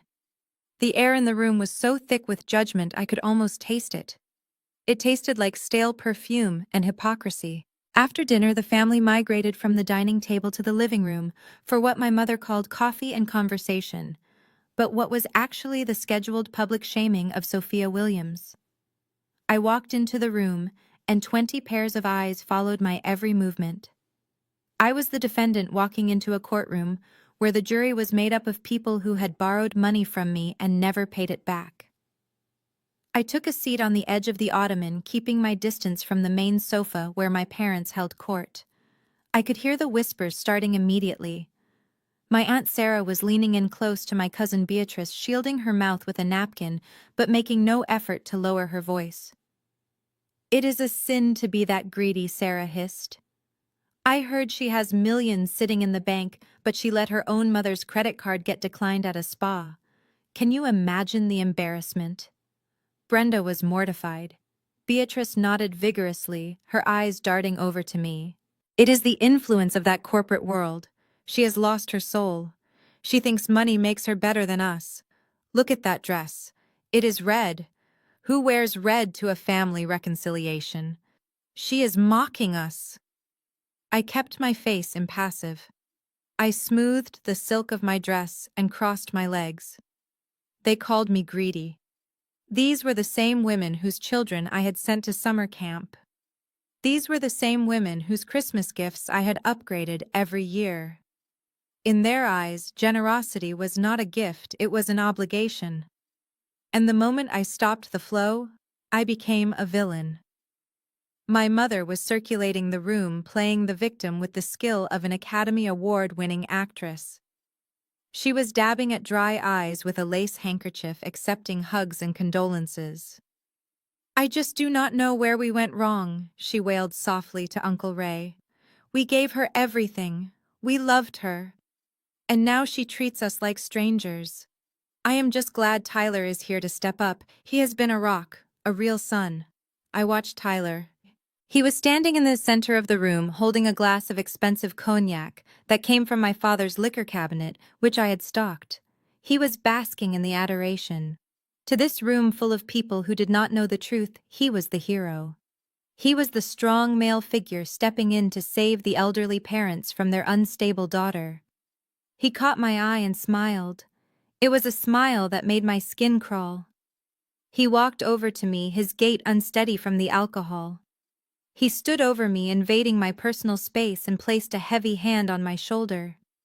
Good girl, he said loud enough for everyone to hear. I knew you would come to your senses. It takes a big person to admit they were wrong, Sophia. We are all really proud of you for turning back from the edge. He squeezed my shoulder a little too hard. Now when we bring the papers out later, I want you to sign them quickly, he whispered, leaning down so his breath hit my ear. Do not make a scene. Do not try to read the fine print. Just sign it and apologize to your dad, and we can all go back to being a happy family. I might even let you keep your access to the guest house if you are good. I looked up at him. I looked at the sweat beading on his forehead. I looked at the arrogance in his watery blue eyes. He truly believed he had won. He believed that my presence here was a surrender. I gently reached up and removed his hand from my shoulder as if I were picking off a piece of lint. "I am not here to make a scene, Tyler," I said, my voice calm and even. "I am here to ensure that Grandpa's wishes are respected." Tyler laughed. A loud barking sound. "That is exactly what we are doing. We are respecting the wishes of the family. You are finally learning your place." He walked away, raising his glass to my father, who nodded approvingly from across the room. The trap was set. They thought I was the mouse. They did not know I was the exterminator. The tension in the room ratcheted up as my father cleared his throat and stood up. The whispers died down. This was the main event. The moment they had all been waiting for. "Family, friends, thank you all for coming," my father said, his voice trembling with emotion. "As you know, my father Elijah has been struggling lately. His mind is not what it used to be. And recent events have shown us that we need to secure the family assets to ensure he is taken care of properly."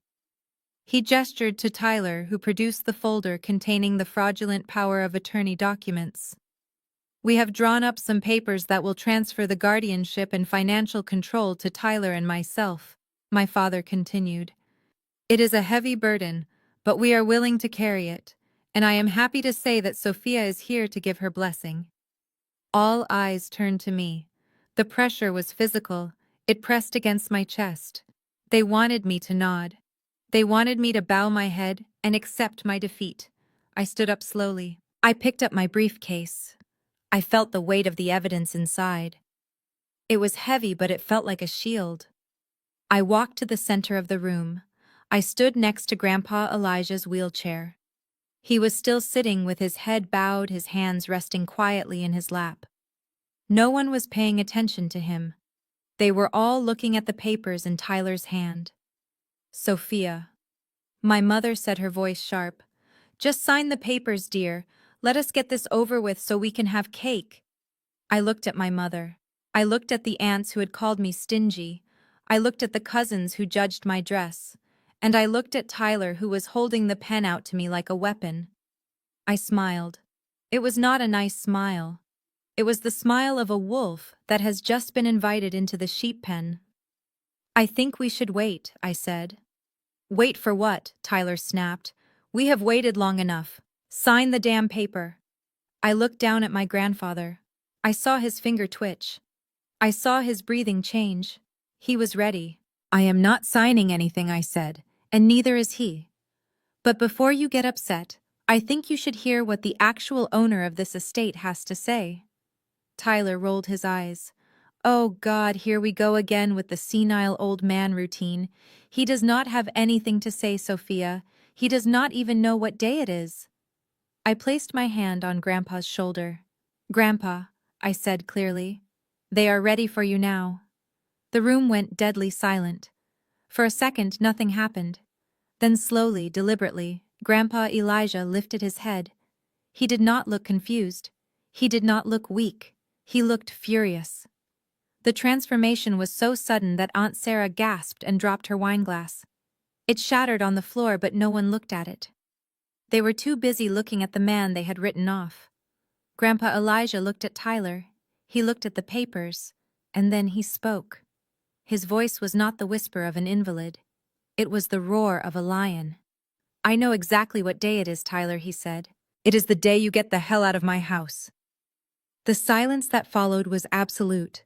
It was the silence of a bomb that has just detonated and sucked all the oxygen out of the room. Tyler dropped the pen. My mother grabbed her chest. And I just stood there in my red dress and watched the world burn. The sound of my grandfather telling Tyler to get out of his house should have been the end of the argument. In any sane world, that command from the patriarch would have sent shivers down their spines. But my family did not live in a sane world. They lived in a world constructed of denial and greed, and when reality tried to break in, they simply shouted louder to drown it out. For a heartbeat, the room was silent. Then my mother Brenda let out a wail that sounded like a wounded animal. It was a sharp, piercing sound that shattered the moment of truth. She threw herself onto the ottoman next to Grandpa, ignoring his glare, and grabbed his hand, clutching it to her chest. "Oh, Daddy!" she sobbed, her voice trembling with a performance worthy of Broadway. "Look at what she has done to you. Look at how confused you are. You do not mean that. You do not want Tyler to leave. Tyler is the only one helping us. It is Sophia. It is that poison she has been whispering in your ear." She turned to face the room of relatives, tears streaming down her face, ruining her expensive foundation. She pointed a shaking finger at me. "This is what I was trying to protect you all from," she screamed. "This is why we need the power of attorney. Sophia has not just abandoned us. She has been stealing from him." A collective gasp went through the room. The accusation hung in the air like toxic smoke. I did not flinch. I sat perfectly still in my red dress, lifting my wineglass to my lips. The Merlot was dry and rich, and I took a slow, deliberate sip, letting the silence stretch out, letting her lie expand until it filled every corner of the room. "Stealing!" Aunt Sarah whispered, her hand flying to her mouth. "Surely not. Sophia has her own money. That is what she wants you to think," my mother yelled, standing up now, fueling herself with her own fabrication. "Where do you think her money comes from? She is a single woman. How does she afford that mansion? How does she afford those cars? She says she is a CFO, but have you ever seen her office? Number. She has been siphoning money from Dad's accounts for years. She tricked him into signing things when his mind started to go. She has been living like a queen on his legacy while we struggle to buy groceries. It was a breathtaking lie.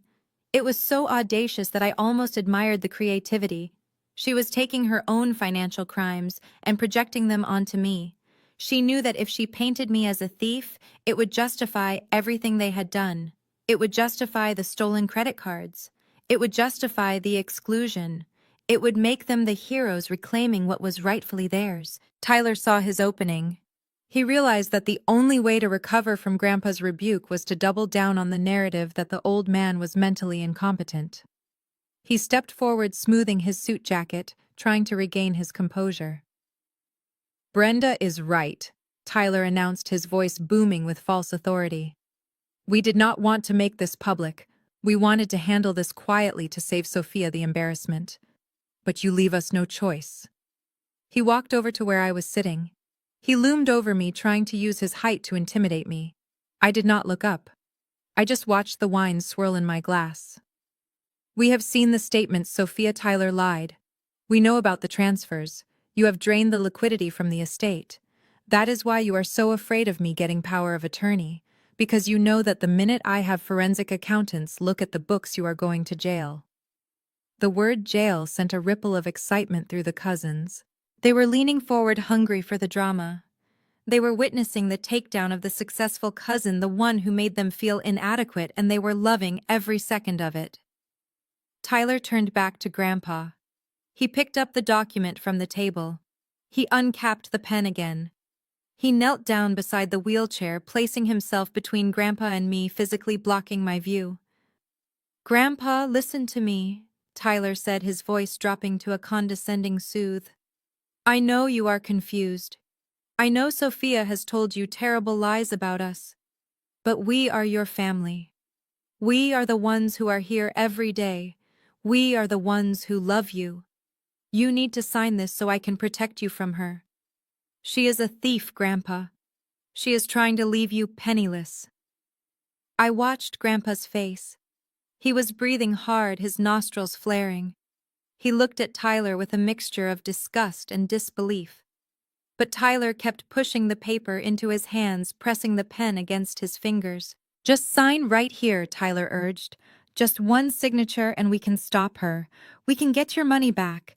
We can kick her out and be a happy family again. Just trust me." The atmosphere in the room was pulled tight as a violin string about to snap. My father, Marcus, who had been quiet until now, stood up and walked over to join the circle of pressure. "Do it, Dad," my father said, his voice cracking. "Do not let her win. She thinks she is better than us. She thinks she can buy and sell us. Show her who is boss. Sign the paper." They were surrounding him. 3 vultures circling a man they thought was a carcass. My mother was crying, my father was begging, Tyler was forcing, and the relatives were watching, judging, whispering. I set my wine glass down on the table with a soft click. The sound was small, but in the charged silence it was distinct. I looked at my watch. It was 7:15. The eviction notice I had filed earlier that day had a 24-hour grace period, but I had also arranged for a digital copy to be sent to their emails at exactly 7:30. They had 15 minutes of ignorance left. I looked at Aunt Sarah, who was staring at me with open hostility now. "You should be ashamed of yourself," Sarah hissed at me, "stealing from your own grandfather after all he did for you." I turned my head slowly to look at her. "And you, Aunt Sarah?" I said, my voice calm, but carrying to the back of the room. "You should ask yourself why you are so eager to believe a lie. Is it because it is true, or because it makes you feel better about asking me for $5,000 last Christmas for your roof repair?" Sarah turned beet red. "And you, Tyler?" I continued, shifting my gaze to him. "You talk about forensic accountants. I think that is a wonderful idea. I think we should definitely have someone look at the books, specifically the unauthorized withdrawals from the joint account I shared with my parents. The withdrawals that match the exact price of your new golf clubs and the down payment on that truck you no longer own." Tyler stood up abruptly, turning to face me. His face was twisted with rage. "Shut up," he screamed. "You are lying. You are just trying to confuse him." He turned back to Grandpa, desperate now. He grabbed Grandpa's hand and tried to force the pen into it. "Sign it," Tyler yelled, losing all pretense of kindness. "Sign it now, you old fool, before she ruins everything." My mother stopped crying instantly. She leaned in, her eyes wide and manic. "Make him sign, Tyler. Just grab his hand." It was violence now. It was no longer a family meeting. It was a robbery in progress. They were physically assaulting an 85-year-old man in front of 20 witnesses because they were terrified of the truth. I stood up. I did not rush. I simply stood and smoothed my dress. "That is enough," I said. Tyler ignored me. He was pressing the pen point into the paper so hard it was tearing. Grandpa was pulling his hand back, his face turning red with exertion. I said, "That is enough." I repeated, my voice dropping an octave into the tone I used when I fired incompetent executives. I reached into my briefcase. I bypassed the eviction notice. I bypassed the bank statements. I pulled out a single blue folder. It was old. The edges were worn. It was the original trust document. I walked over to the table. I did not push Tyler away. I simply tossed the blue folder onto the center of the dining table. It landed with a heavy thud, sliding across the polished wood and coming to rest right in front of my father. "You want to talk about stealing?" I asked. "You want to talk about ownership? Go ahead, Dad. Open it. Read the first page. Read the date." My father looked at the folder. He looked at me. He looked at Tyler, who was still wrestling with Grandpa. "What is this?" my father asked, his voice trembling. "It is the reason you are all wasting your time," I said. "It is the reason Tyler can scream and shout and force pens into hands until doomsday, and it will not matter. Open it," I commanded. My father reached out a shaking hand. He flipped open the cover. He read the header. His face went gray. The color drained out of him so fast, I thought he might faint. "What does it say?" Tyler demanded, not letting go of Grandpa's hand. "What is it?" My father looked up. His eyes were hollow. "It says," my father whispered, "it says the Elijah Williams estate was dissolved 5 years ago." "What?" Tyler shouted. "Dissolved. That is impossible." My father swallowed hard. "It says all assets, every property, every account, were transferred into an irrevocable trust." "And who is the trustee?" Tyler screamed. "Who controls it?" My father looked at me. The look was one of pure horror. "Sophia," he whispered. "It is Sophia. She owns everything. She has owned everything for 5 years." The room went silent again, but this time it was the silence of a grave. Tyler let go of Grandpa's hand. The pen clattered to the floor. I picked up my wine glass again. I took another sip. I turned to my grandfather, who was rubbing his wrist where Tyler had grabbed him. "Are you okay, Grandpa?" I asked softly. He looked at me. He nodded. And then he smiled. A real, genuine smile. "I am fine, Sophia," he said, his voice strong. "I was just waiting for you to drop the hammer." I turned back to the frozen room. "The hammer has dropped," I said. "And now we are going to talk about who is stealing from whom. And Tyler, I suggest you pick up that pen. You are going to need it to sign your divorce papers." The silence in the dining room was not empty. It was heavy and suffocating, like the air before a tornado touches down. My father Marcus was staring at the blue folder I had tossed onto the table, his hands trembling as if he were holding a live grenade. My mother Brenda had gone pale, her mouth opening and closing like a fish out of water, unable to form words. But Tyler was the only one who refused to accept the shift in atmospheric pressure. He was a man possessed by greed and desperation, and he was not going to let a piece of paper or a revelation stop him from claiming what he believed was his birthright. He turned back to Grandpa Elijah, ignoring the folder entirely. He gripped Grandpa's shoulder with painful force, his knuckles turning white. "Ignore her!" Tyler shouted, his voice cracking with hysteria. "She is lying, Grandpa.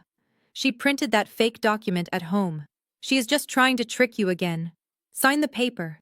Do it now. Do not look at her. Look at me. I am the one taking care of you. Sign it." Tyler tried to force the pen back into Grandpa's hand, jamming the plastic barrel against the old man's fingers. It was a violation. It was the ugly, raw face of elder abuse masked as urgency. The aunts and uncles gasped, but no one moved to stop him. They were too paralyzed by the shock of the moment. But they did not need to interfere, because the lion had woken up. Grandpa Elijah did not take the pen. Instead, with a speed and strength that defied his 85 years, he brought his arm up and shoved Tyler backwards. It was a hard, violent push squarely in the chest. Tyler, who was off balance and drunk on his own arrogance, stumbled back, tripping over his own feet and crashing into the sideboard. The expensive vase sitting there wobbled but did not fall. Tyler, however, looked like he had been struck by lightning. "Get your hands off me, boy." The voice that came out of my grandfather's mouth was not the mumbling whisper we had heard for the last year. It was a deep, resonant baritone that shook the crystal glasses on the table. It was the voice of the man who had built a construction empire in the segregated South. It was the voice of authority. Grandpa gripped the arms of his wheelchair. My father started to move forward, perhaps to help him, but Grandpa shot him a look that froze him in his tracks. Slowly, painfully, but with immense dignity, Grandpa pushed himself up. He stood. He stood straight, his spine uncurling from the hunch he had adopted as a disguise. He towered over the table. He was 6 feet tall, and in that moment he looked like a giant. He smoothed his suit jacket. He adjusted his cuffs. And then he looked around the room, making eye contact with every single person who had dismissed him. "You all think I am deaf," Grandpa said, his voice steady and cold. "You think because my legs are tired, my brain is soft. You think you can talk about me like I am a piece of furniture in my own house." He turned his gaze to my mother. Brenda shrank back into her chair, terrified. "I heard you," Brenda, Grandpa said, pointing a long finger at her. "I heard you on the phone with your friends complaining that I was taking too long to die. I heard you telling them that you had already picked out the curtains for my bedroom once I was gone." My mother let out a choked sob, but Grandpa did not stop. He turned to my father. "And you, Marcus, my own son. I sat right there in that chair and watched you let your son-in-law insult me. I watched you hand over your dignity to a man who has never worked an honest day in his life. You sat there and planned how to carve up my legacy while I was sitting right in front of you eating my oatmeal." Then he turned to Tyler, who was picking himself up off the floor, his face a mask of shock and rage. And you, Grandpa said, his voice dropping to a dangerous growl. You think you are the man of this house. You think you are the protector. Grandpa laughed, a dry, humorless sound. I am old, Tyler, but I am not stupid. I saw what you did last week. I saw my granddaughter call this house from an ambulance. I saw her begging for help because she was bleeding internally. And I saw you laugh. I saw you tell my daughter to ignore her. I saw you pack your bags and leave for a concert while Sophia lay on an operating table. The room was deadly quiet. The relatives looked at each other uneasy. They had heard the rumors, but hearing it confirmed by the patriarch was different. You abandoned her! Grandpa shouted, his voice rising. You abandoned the only person in this family who has ever put a single dime of honest money into this household. You left her to die so you could drink champagne and pretend to be rich. Tyler sputtered, his face turning red. We did not know it was serious. She is always dramatic. We were just trying to live our lives. Live your lives, Grandpa mocked. You are not living your lives. You are living her life. Grandpa swept his arm across the room, encompassing the furniture, the art on the walls, the very roof over our heads. You want to talk about stealing? You accuse Sophia of stealing from me. Let me tell you something that is going to keep you awake for the rest of your miserable life. He walked over to the table and slammed his hand down on the blue folder. This house, Grandpa announced. The one you are sitting in, the one you are terrified of losing. I lost this house 10 years ago. I made bad investments. The bank was coming to foreclose on Monday morning. I was going to be on the street. Do you know who saved it? He pointed at me. I felt tears pricking my eyes, but I held my head high. Sophia saved it, Grandpa said. She bought the note from the bank. She paid off the arrears. She put the deed in her name, but she let us stay here because she did not want to embarrass me. She did not want her father to look like a failure. My father put his head in his hands. And the cars, Grandpa continued relentlessly. That truck you drive, Tyler, the one you love more than your wife. Sophia's money, the country club membership. Sophia's money, the groceries in the fridge. Sophia's money. Every stitch of clothing on your backs was paid for by the woman you just tried to humiliate. He leaned in close to Tyler. I do not have any money, Tyler. I retired with a pension and a little savings which you and Brenda spent years ago on vacations I did not want to go on. The only reason the lights are on in this house is because Sophia pays the bill. Tyler looked around the room, looking for an escape, looking for a denial, looking for anything to cling to. No, he stammered. That is a lie. The trust. The family trust. There are millions in there. You told me. Grandpa smiled. It was a wolfish smile. There was a trust, he said. You are right about that. I built a fortune in my 40s. And 5 years ago, when I saw how you and Chloe were turning out, when I saw how lazy and entitled you were becoming, I made a decision. He picked up the blue folder and opened it. He held up the document for everyone to see. I transferred everything, Grandpa said, every stock, every bond, every piece of commercial real estate. I moved it all into an irrevocable trust. And do you know who I named as the sole beneficiary and trustee? He looked at me with so much love and pride that my heart ached. Sophia, he said. I gave it all to Sophia, because I knew she would build something with it.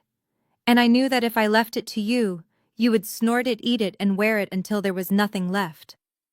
He threw the document down. It slid across the table and stopped right in front of Tyler. So that paper you are holding, Grandpa said, pointing to the crumpled power of attorney form in Tyler's hand. The one you have been trying to force me to sign all night. It is worthless. It gives you power over nothing. It gives you control over a bank account with $0 in it. It is just a piece of trash, Tyler. Just like you.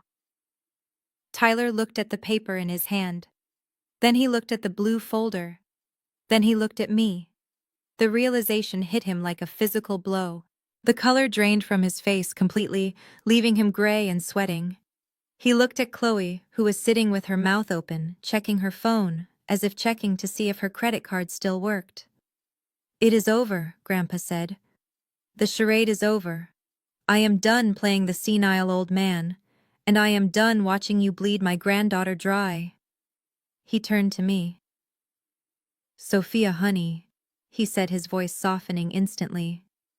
"I think you mentioned something about an eviction notice earlier." I stood up and walked over to him, taking his arm. "Yes, Grandpa," I said. "It takes effect at midnight." Grandpa looked at his watch. "Well then," he said, addressing the room, "I suggest you all finish your cake quickly, because in 4 hours the locks are changing, and anyone still inside will be trespassing on my granddaughter's property." He sat back down in his wheelchair, not because he was weak, but because he was finished. He folded his hands in his lap. "I am ready to go now, Sophia," he said. "Take me to your house. The air in here stinks of garbage." I grabbed the handles of his wheelchair. I looked at my family one last time. They were frozen in a tableau of ruin. My mother was sobbing into her hands. My father was staring at the wall. Tyler was looking at the paper in his hand as if it might bite him. I wheeled Grandpa toward the door. The sound of the wheels on the hardwood floor was the only sound in the room. We did not look back. We did not need to. We left them sitting in the wreckage of their own greed, surrounded by cold food and the brutal absolute truth. The Bank of Sophia was closed, and the eviction of the heartless tenants had officially begun.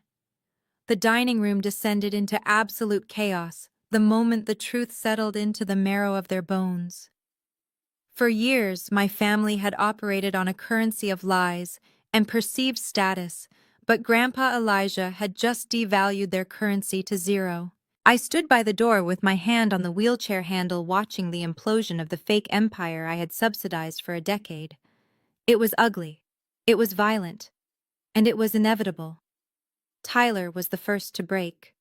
The man who had spent the entire evening posturing as the patriarch suddenly realized he was nothing more than a squatter in a borrowed suit. He looked down at the worthless power of attorney document in his hand, and then he looked up at Chloe. The look in his eyes was not love, it was not concern. It was the look of a con artist who realizes he has been conned. He crumpled the paper and threw it at her face. "You lied to me!" Tyler screamed, his voice cracking with a mixture of rage and panic. "You told me your family was loaded. You told me the old man was sitting on millions and that we just had to wait for him to kick the bucket." Chloe flinched as the paper ball hit her cheek. She looked terrified, shrinking back into her chair. "I did not know," she stammered, tears streaming down her face. "I thought he still owned the land. He never told us he transferred it." "You are useless," Tyler roared, stepping toward her. He ignored the shocked gasps of the aunts and uncles. "You dragged me into this family. You made me quit my job to manage the estate." "What estate, Chloe?" "There is no estate. You are just a broke little girl playing dress-up." He grabbed the edge of the table and shoved it. The fine china rattled, and a wine glass tipped over, spilling a blood-red stain across the white tablecloth. "I married you because you said you could secure my future," Tyler yelled. "You said I would be a CEO. Now look at me. I am standing here in a suit I cannot afford, about to be kicked out of a house I do not own. You trapped me. You and your pathetic lying parents trapped me." My father Marcus stood up, his face gray and trembling. "Do not talk to my daughter like that, Tyler," my father said, but his voice lacked any real power. Tyler spun around on him. "Shut up, old man. You are the worst of them all. You sat there and let me do your dirty work because you were too much of a coward to steal from your own father. You are pathetic. You are all pathetic." The brutality of his words hung in the air. This was the man they had championed. This was the son-in-law they had chosen over their own daughter. The mask had fallen off, and underneath was nothing but a grifter who had run out of road. Suddenly there was a thud. My mother Brenda, who had been hyperventilating in her chair, slumped forward. Her head hit the table with a sickening sound, and then her body slid sideways, collapsing onto the floor. Brenda Aunt Sarah screamed, dropping to her knees beside her. For a moment I thought it was another act. My mother was famous for her strategic fainting spells whenever a bill collector called or she lost an argument. But as I looked at her lying on the Persian rug, her skin pale and clammy, I realized this was real. This was the shock of losing her social standing, the terror of poverty, and the humiliation of being exposed had caused her system to shut down. "Call 911, Uncle Ray shouted, fumbling for his phone. My father dropped to his knees beside her, patting her cheek frantically. "Brenda, wake up! Brenda, please!" I watched them. I felt a flicker of pity, but it was distant, like watching a stranger on the news. I did not move to help. I was not a doctor. I was not her caretaker. I was the landlord, and I had business to finish. I reached into my briefcase and pulled out the white envelopes I had prepared. I walked over to the table, stepping around the chaos of my mother's unconscious form.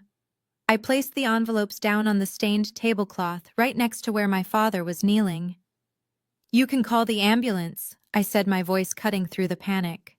"But while you are waiting, you need to read this." My father looked up at me, tears in his eyes. "Sophia, your mother is unconscious. How can you be so cold?" "I am not being cold, Dad," I said. "I am being practical. That envelope contains a formal eviction notice. It states that Marcus and Brenda Williams, along with any other unauthorized occupants, have exactly 30 days to vacate the premises located at 45 Elm Street."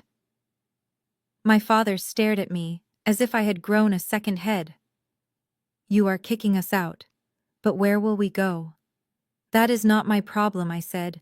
"You have 30 days. I suggest you use them to find a rental that fits your actual budget. I will be listing this property for sale on the 1st of the month. The realtor will be coming by on Monday to take photos, so I expect the place to be clean." I turned away from him and focused my attention on Tyler. He was standing by the window, breathing heavily, his face twisted into a snarl. He looked like a cornered animal.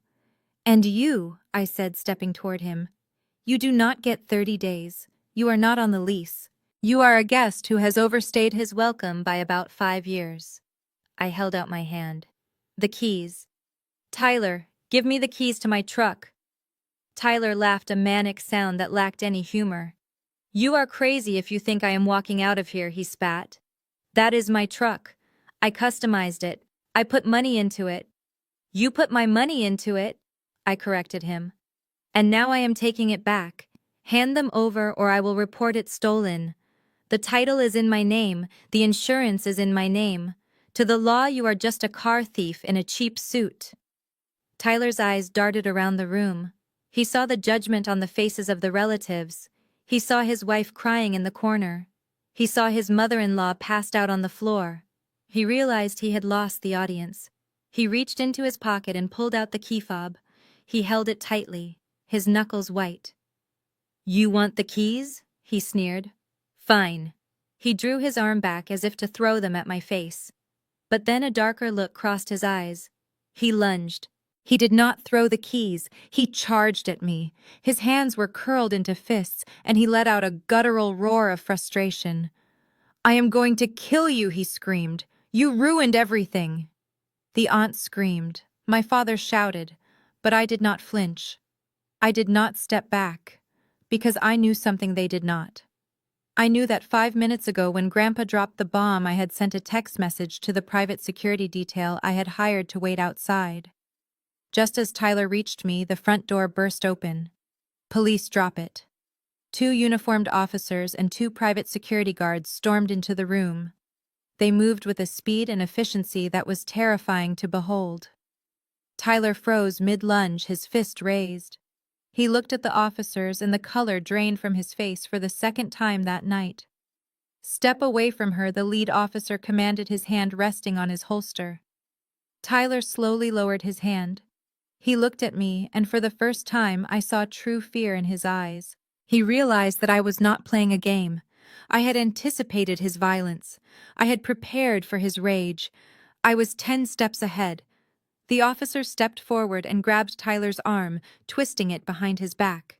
"Tyler Davis, you are being detained for attempted assault and making terroristic threats," the officer said as he clicked the handcuffs onto Tyler's wrists. "You cannot do this," Tyler yelled, struggling against the grip. "This is a family matter. She provoked me." It ceased to be a family matter when you raised your fist against the property owner, I said calmly.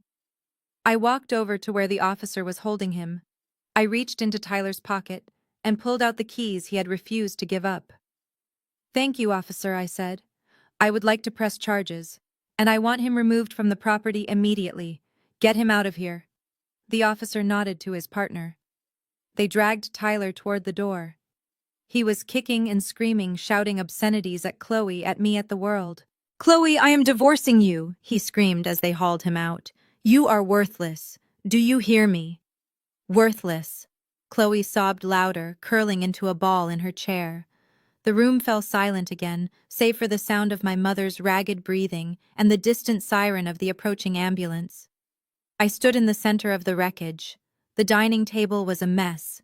The family was shattered. The false idols had been toppled. I looked at the relatives. They were staring at me with a mixture of fear and awe. They realized now that the power had shifted. The bank was closed, and the new management was not accepting excuses. I turned to the officer who remained. Please ensure that everyone else leaves the property once the ambulance departs, I said. I will be taking my grandfather home with me. He is the only family I have left. I walked back to the wheelchair where Grandpa Elijah sat. He was watching me with a look of profound pride. He reached out and took my hand, giving it a firm squeeze. You did good, kid, he whispered. You cleaned house. I smiled at him. It was a sad smile, but it was genuine. Let us go home, Grandpa, I said. I pushed his wheelchair out of the room, past my weeping father, past my unconscious mother, and out into the cool night air. The flashing lights of the police car illuminated the driveway, casting long shadows against the house that was no longer a home. I took a deep breath. The air tasted sweet. It tasted like freedom. The empire of lies had fallen, and from the rubble I was going to build something real. 30 days is a strange amount of time. In the grand scheme of the universe, it is nothing but a blink of an eye. But in the timeline of my life, the last 30 days have been an era of reconstruction. The calendar on my wall says it has been exactly 1 month since the night of the dinner party, the night the police escorted Tyler out in handcuffs, and the night I wheeled my grandfather out of a house that was drowning in lies. I am sitting on the terrace of my new home. It is a sprawling villa in a gated community on the north side of the city, far away from the toxic memories of Elm Street. The morning sun is filtering through the oak trees, dappling the stone patio in warm light. The air smells of jasmine and freshly cut grass. For the first time in 10 years, the air does not smell of obligation. It does not smell of fear. The house on Elm Street is gone. I listed it the morning after the dinner. I priced it to move quickly because I did not want to hold on to the bricks and mortar of my past a moment longer than necessary. It sold in 2 weeks to a young couple who knew nothing of the screaming matches and the betrayal that had soaked into the walls. My parents vacated the property 3 days before closing. I did not go to say goodbye. My lawyer handled the walkthrough. He told me they took everything that wasn't nailed down, including the light bulbs. I told him I didn't care. They could have the light bulbs. I had the sun. My parents are now living in a small 2-bedroom apartment on the outskirts of town. Without my credit cards and without the monthly allowance, their lifestyle has collapsed like a soufflé in a cold oven. I hear through the grapevine that my father has had to come out of retirement to work as a greeter at a hardware store. I hear my mother has been banned from her spa because her check bounced. I do not feel happy about their struggle, but I do not feel guilty either. I feel neutral. It is the neutrality of a banker watching a bad investment finally be written off the books. My phone buzzes on the glass table beside me. I pick it up and look at the screen. It is a number I do not recognize, but I have an instinct about who it is. I slide my finger across the screen to answer. Hello, I say, my voice calm. Sophia, is that you? It is Chloe. Her voice is ragged thick with tears and panic.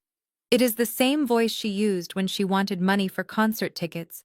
It is the same voice she used when she lied on the live stream. Please do not hang up, Chloe sobs. I am at a Starbucks using their Wi-Fi because my phone service got cut off. Sophia, it is a nightmare. Tyler filed for divorce. I take a sip of my iced tea. I am not surprised. Tyler was a parasite looking for a host. Once he realized the host was dry, he moved on. He served me papers this morning. Chloe continues, her words tumbling out over each other. He is trying to take the car. He is saying I defrauded him. Sophia, I have nowhere to go.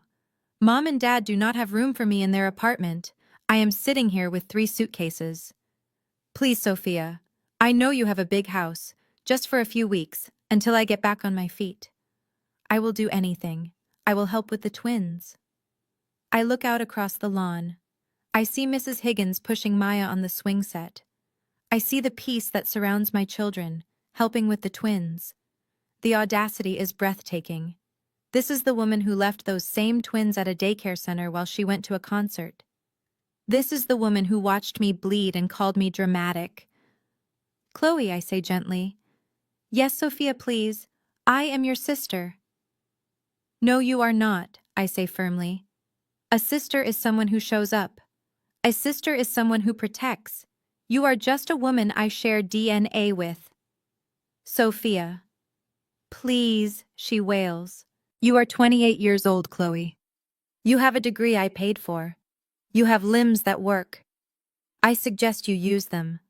Go to a shelter. Go to a friend. Go to work. But do not come here. But I have nobody, she screams. I know how that feels, I say. I felt that way in the ambulance. Goodbye, Chloe. I hang up the phone. I do not feel a pang of regret. I go into the settings and block the number. Then I block the entire area code just to be safe. It is the final stitch in the wound. The surgery is complete. I stand up and walk down the stone steps onto the grass. I walk toward the large oak tree in the center of the yard. Under the shade of its branches sits a chessboard set up on a small table. Grandpa Elijah is sitting there. He looks 10 years younger than he did a month ago. The hunch in his back is gone. His eyes are bright and alert. He is wearing a polo shirt and linen trousers, looking every bit the retired tycoon he is. Sitting across from him is Leo. My 4-year-old son is staring intently at the board, his brow furrowed in concentration. Grandpa watches him with a patience that is infinite. He does not rush him. He does not look at his phone. He is fully present. Move the knight, Leo Grandpa whispers. Protect the king. Always protect the king. Leo reaches out his small hand and moves the piece. Grandpa smiles, and it is a smile that lights up the entire yard. Good job, boy, Grandpa says. You are seeing the whole board now. Never let them corner you. I stand there watching them, and my heart swells so big I think it might burst. This is it. This is what I was fighting for. This is what I was paying for all those years, but never receiving. I realize now that I spent my entire adult life trying to buy love from people who were emotionally bankrupt. I thought that if I just gave enough, if I was just successful enough, they would finally value me. But value is not something you can negotiate with a narcissist. I look at Maya laughing as she swings higher. I look at Leo learning strategy from the man who built an empire. I look at Grandpa who found his voice again the moment he realized I needed him. This is my family. Family is not the people who share your last name. Family is not the people who appear in your holiday photos. Family are the people who answer the phone when you are in the back of an ambulance. Family are the people who hold your hand when you are scared, not the ones who tell you to stop being dramatic. Family are the people who cheer for your success, not the ones who try to take credit for it. I walked into that hospital a month ago thinking I was losing everything. I thought I was broken. I thought I was alone. But as I stand here in the sunlight, I realize that the surgery did more than just remove a ruptured cyst. It removed the cancer that had been eating away at my life for decades. I walked in a victim. I walked out a survivor. And now standing here in my own sanctuary, I am finally just Sophia. Not the bank, not the scapegoat, not the fixer, just Sophia. Grandpa looks up and sees me watching. He waves me over. "Come here, Sophia," he calls out. "Leo is beating me. I need reinforcements." I laugh, a sound that comes from deep in my belly. I walk over and sit down on the grass beside them. I wrap my arms around my knees and watch the game. The wind rustles the leaves. The world is quiet. The world is safe. And for the first time in my life, I am exactly where I am supposed to be. Home. This journey taught me that true family is not defined by DNA, but by who stands beside you when you fall. For years I believed that money could buy affection, and that sacrifice would earn respect. I was wrong. My surgery didn't just heal my body, it healed my perspective. It forced me to cut out the toxic roots that were draining my life. I learned that your value is not found in what you provide for others, but in who you are. Walking away from toxicity wasn't an act of cruelty, it was an act of survival. If this story of resilience resonated with you, please hit that like button and subscribe for more stories about reclaiming your power. Share this with someone who needs to know they are not alone. And tell me in the comments, have you ever had to choose your peace over your family? Thank you for watching.